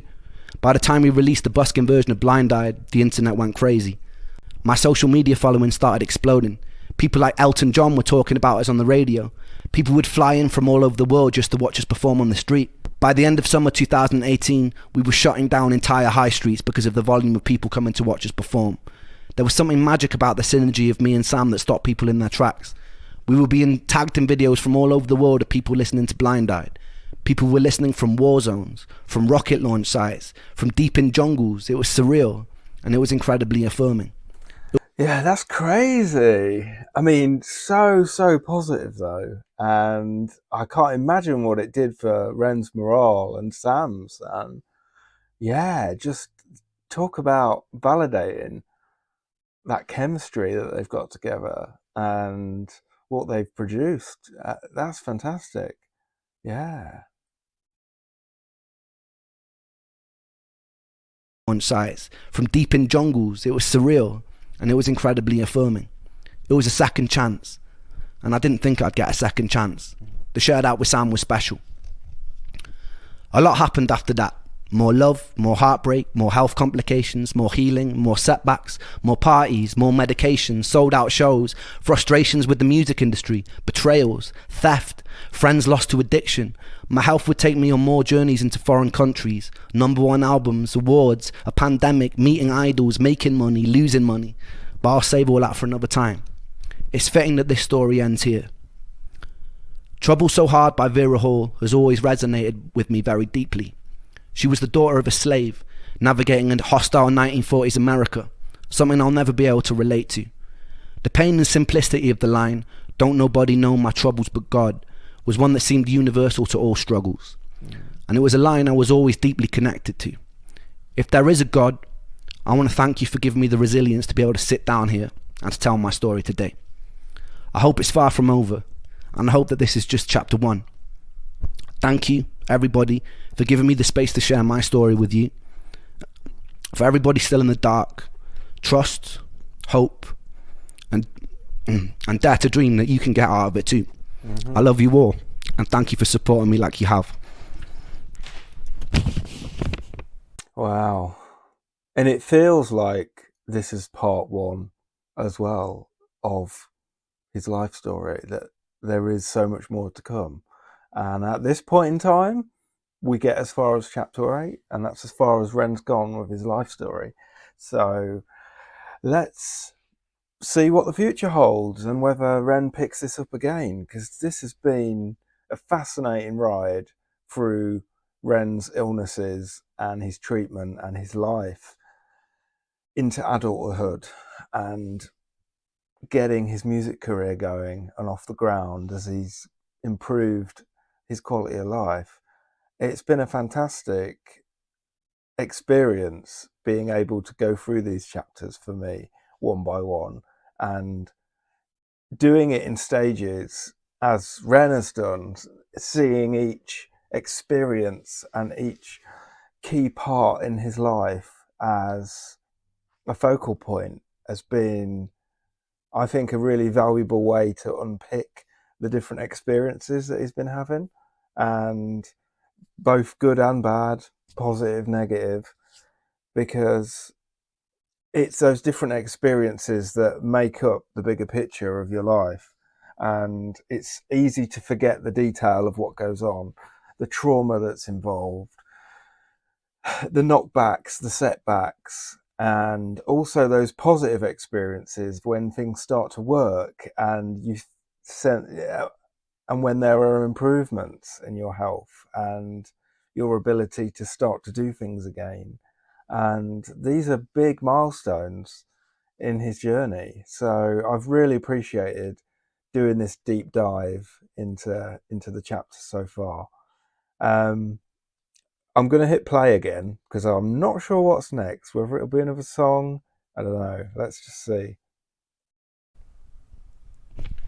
Pew, pew, pew. Got through it.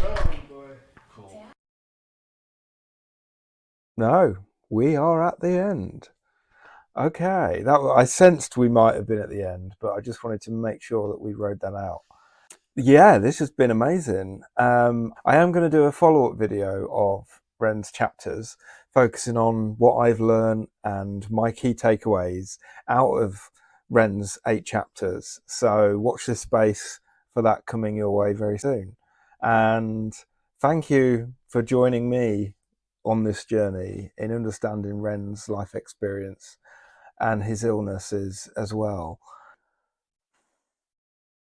Wow, that was a lot. It really lands differently when you see these chapters run through like they have. And Ren, I'm so pleased that he's been able to find some light, to feel lighter, for life to be going in a more positive direction for him. There's a lot I want to say about this series, and I am going to put together a separate video diving into my reflections, so watch out for that soon.